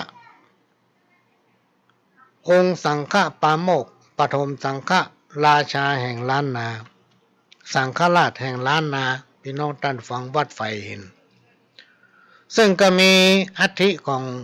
หลวงพ่อครูบาเจ้าโสภาพระอภัยสารทะนี่ที่วัดไฟหินพี่น้องท่านผู้ฟังก็มีการทำบุญทุกปีเพื่อน้อมรำลึกถึงบุญบารมีของครูบาเจ้าเปิ้นหลวงพ่อครูบาโสภาหรือพระอภัยสารทะองค์สังฆปาโมกข์สังฆราชแห่งล้านนาของวัดไฟนั้น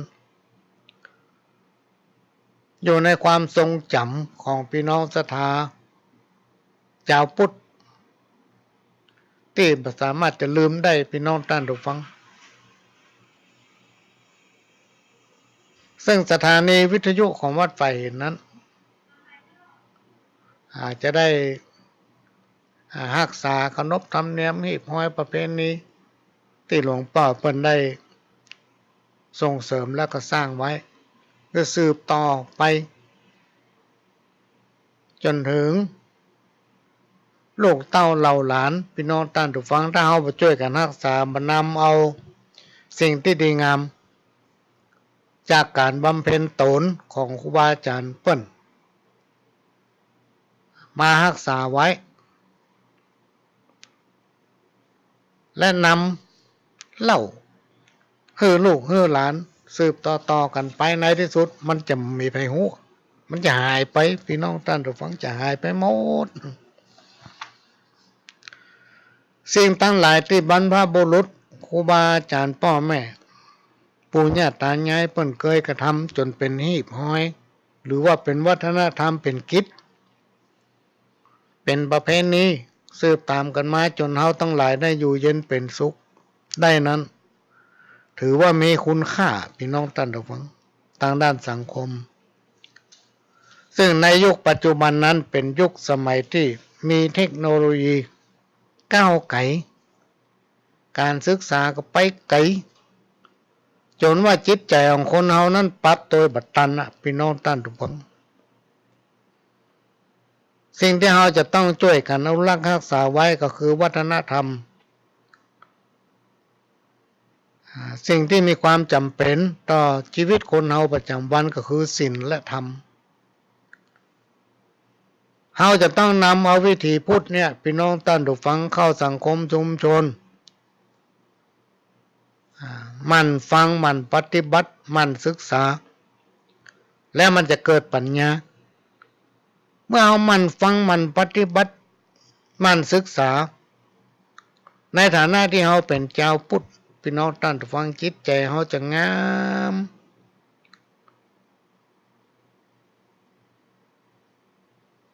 เมื่อจิตใจงามสุขภาพก็แข็งแรงสมบูรณ์กินได้นอนหลับสิ่งทั้งหลายเหล่านี้มันเป็นความดีงามของบรรพบุรุษที่เพิ่นทำสืบตามกันมาพี่น้องท่านผู้ฟังจนคนเล่าลือกันว่าโลกของเฮาเนี่ยส่วนหนึ่งแล้วก็เป็นส่วนนักเป็นส่วนใหญ่ที่มันมีความอยู่เย็นเป็นสุขเป็นปึกแผ่นอยู่ได้นี่เพราะพระพุทธศาสนาของเฮาพระพุทธศาสนานั้นสังคมโลกนี่เปิ้นยกย่องว่าเป็นศาสนาเอกของโลกถ้าเมื่อผู้ที่มีความเลื่อมใสมีความศรัทธาในพระพุทธศาสนานั้นอยู่เย็นเป็นสุขทำให้เกิดความสมัครสมานสามัคคีมีน้ำหนึ่งใจเดียวกันเกิดขึ้นในสังคมชุมชนพระพุทธองค์หรือองค์พระสัมมาสัมพุทธเจ้าได้จำแนกหลักธรรมให้เฮาชาวบ้านนำปฏิบัติแบบง่ายๆก็คือศีล 5กับศีล 8เนี่ยพี่น้องท่านผู้ฟังเมื่อก็เคยเล่าให้ฟังมีอาแปะคนหนึ่งเข้าไปวัดไปตามทำบุญวันเกิดวันอื่นมันก็มาไปมันไปตัดแต่วันที่16อย่างตะวาเนี่ยไปเมื่อเจ้ามืดเลยไปก่อนเปิ้นตานแล้วก็มายอมปิกพี่น้องท่านผู้ฟังทุกเจ้าก็คิดว่าอาแปะนี่ถ้าจะเกิดความซึ้งในพระธรรมอีกก็ตะกี้อู้เรื่องศีลภาวนาให้แกฟังอีเนาะปิกสักเตื้อจะไปทางใดก็ไปนั่งพอหน้าทุกเจ้ามาจะฉันอะไรยังก็เก่งใจของที่มาตานหน้ากินหมดแกตั้งใจมาในที่สุดก็ปากเรียนถามทุกเจ้าวันนี้วันที่16นี่หรอมันจะมีเลขอย่างพ้องเนี่ย โอ้ปู่แปะนี่มันบ่เมื่อสักเตื้อเป็นว่ามันจะมาขอเลขเด็ดแล้วนี่โอ้เทศกาลเข้าพรรษาช่วงกลางพรรษาเนี่ยเปิ้นจำศีลภาวนาอาแปะบ่มีเลขเด็ดอย่างสักอย่างเฮาบ่เคยใบหวยฮื้อไผฮื้อปิกไปบ้านเตอะจำไว้เตอะฮื้อรักษาศีล 5ศีล 8ไว้ในอกในใจหั่นจะอยู่เย็นเป็นสุขเนาะบ่กองอู้บ่ตันจบไว้ประงบลุกไปหายแซบกำนันโอ้วันที่17มาทำแล้วพี่น้องท่านผู้ฟังทุกเจ้ายังบ่ลูกแต่มาท่าละหิ้วของมาบ่ลุงปุ่มปั๊มโอ้ปู่แปะนี่ยังได้แต่ว่ามาตานขันเข้าแล้วก็มายอมปิกบอกให้ว่ากลางภาษารักษาศีล 5ศีล 8วันนี้มันจะมาทำบุญอย่างทำละเนี่ยเปิดประตูอาแปะอย่างมาเจ้าแต่เจ้าว่าเจิญเข้าทางไหนล่ะเนาะวันนี้จะมาทำบุญหาไผ่มาได้ทำบุญหาไผ่ที่มาทำบุญตะวานากาเนาะที่หลวงพ่อบอกให้รักษา5กับ8กลับไปบ้านมีอย่างขายหมดเอาไปซื้อ58เพิ่นบอกรักษาศีล 5ศีล 8ช่วงกลางภาษามันขันนังไปขายครัวหมดที่บ้านอันใดที่ขายได้เอาไปซื้อ58เสียมันออก58แต่โอ้โหนครัวมาตามทุกเจ้าวันนั้น เนี่ยพี่น้องท่านผู้ฟังธรรมะของพุทธองค์ถ้ามีความเชื่อมีความเลื่อมใสมีความศรัทธามันทำให้เราเกิดความสุขทางด้านจิตใจบุญจะเกิดบ่เกิดอยู่ที่ใจของเรานะถ้าใจเราเป็นสุขหน้าบุญเกิดแต่บุญเนี่ยมันจะเกิดจ้าน้อยพี่น้องท่านผู้ฟังทำบาปเนี่ยมันวุยตันใจหันตันตา ทำบุญเนี่ยผลมันเด็ดจ้าแต่มันเมินเป็นน้ำบ่อจืมสายพี่น้องตั้งแต่ฟังกินอย่างใดก็บ่เสี่ยงจิตใจเบิกบานอยู่เย็นเป็นสุขรับก็เป็นสุขตื่นก็เป็นสุขอยู่ที่ไหนก็เป็นสุขเพราะกุศลกรรมที่เราได้ทำกรรมเก่ากินของเปิ้นไว้ของตัวมีความหมายว่ากินกะของคนอื่นตั้งทางตัวเก่าเอาไว้กลัวคนอื่นหันบ่ให้เปิ้นกินคนประเภทนี้เอาเปรียบคนอื่นกินของเปิ้นไว้ของตัวที่ของตัวนี่เมียดเก็บไว้กลัวคนอื่นหันกินของเปิ้นติ๊กๆ คนนี้ก็มีนะพี่น้องท่านผู้ฟังในสังคมชุมชนน่าจะมีทุกหมู่บ้านละคนประเภทนี้กินได้ไว้ในไหกินบ่ได้เก็บไว้ในใจมีความหมายว่าควรเก็บงำสิ่งที่บ่เป็นประโยชน์ไว้เหรอจะไปถ้าออกไปแล้วมันจะเดือดร้อนก็เก็บไว้เก็บกรรมที่มันบ่ดีไว้เสียเองเพิ่นเฮาว่ากินได้ไว้ในไหกินบ่ได้เฮือไว้ในใจถ้าไปมันจะเดือดร้อนบานำกรรมหนึ่งกินบ่จ้างก็เป็นหนี้ขี้บ่จ้างก็เป็นกรรมกระทำตัวบ่ดีก็เปิ้นเหล้า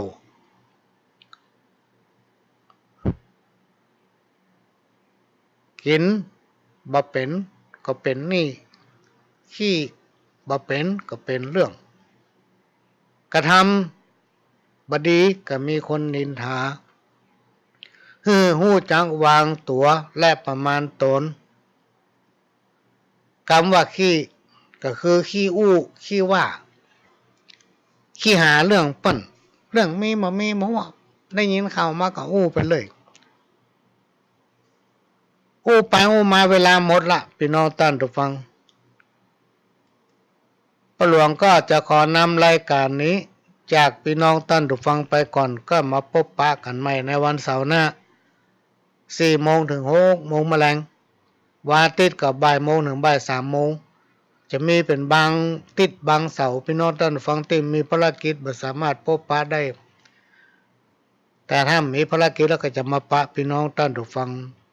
พ่อหลวงก็ถือพี่น้องท่านผู้ฟังเป็นเสมือนญาติใกล้จะเข้าพรรษาละ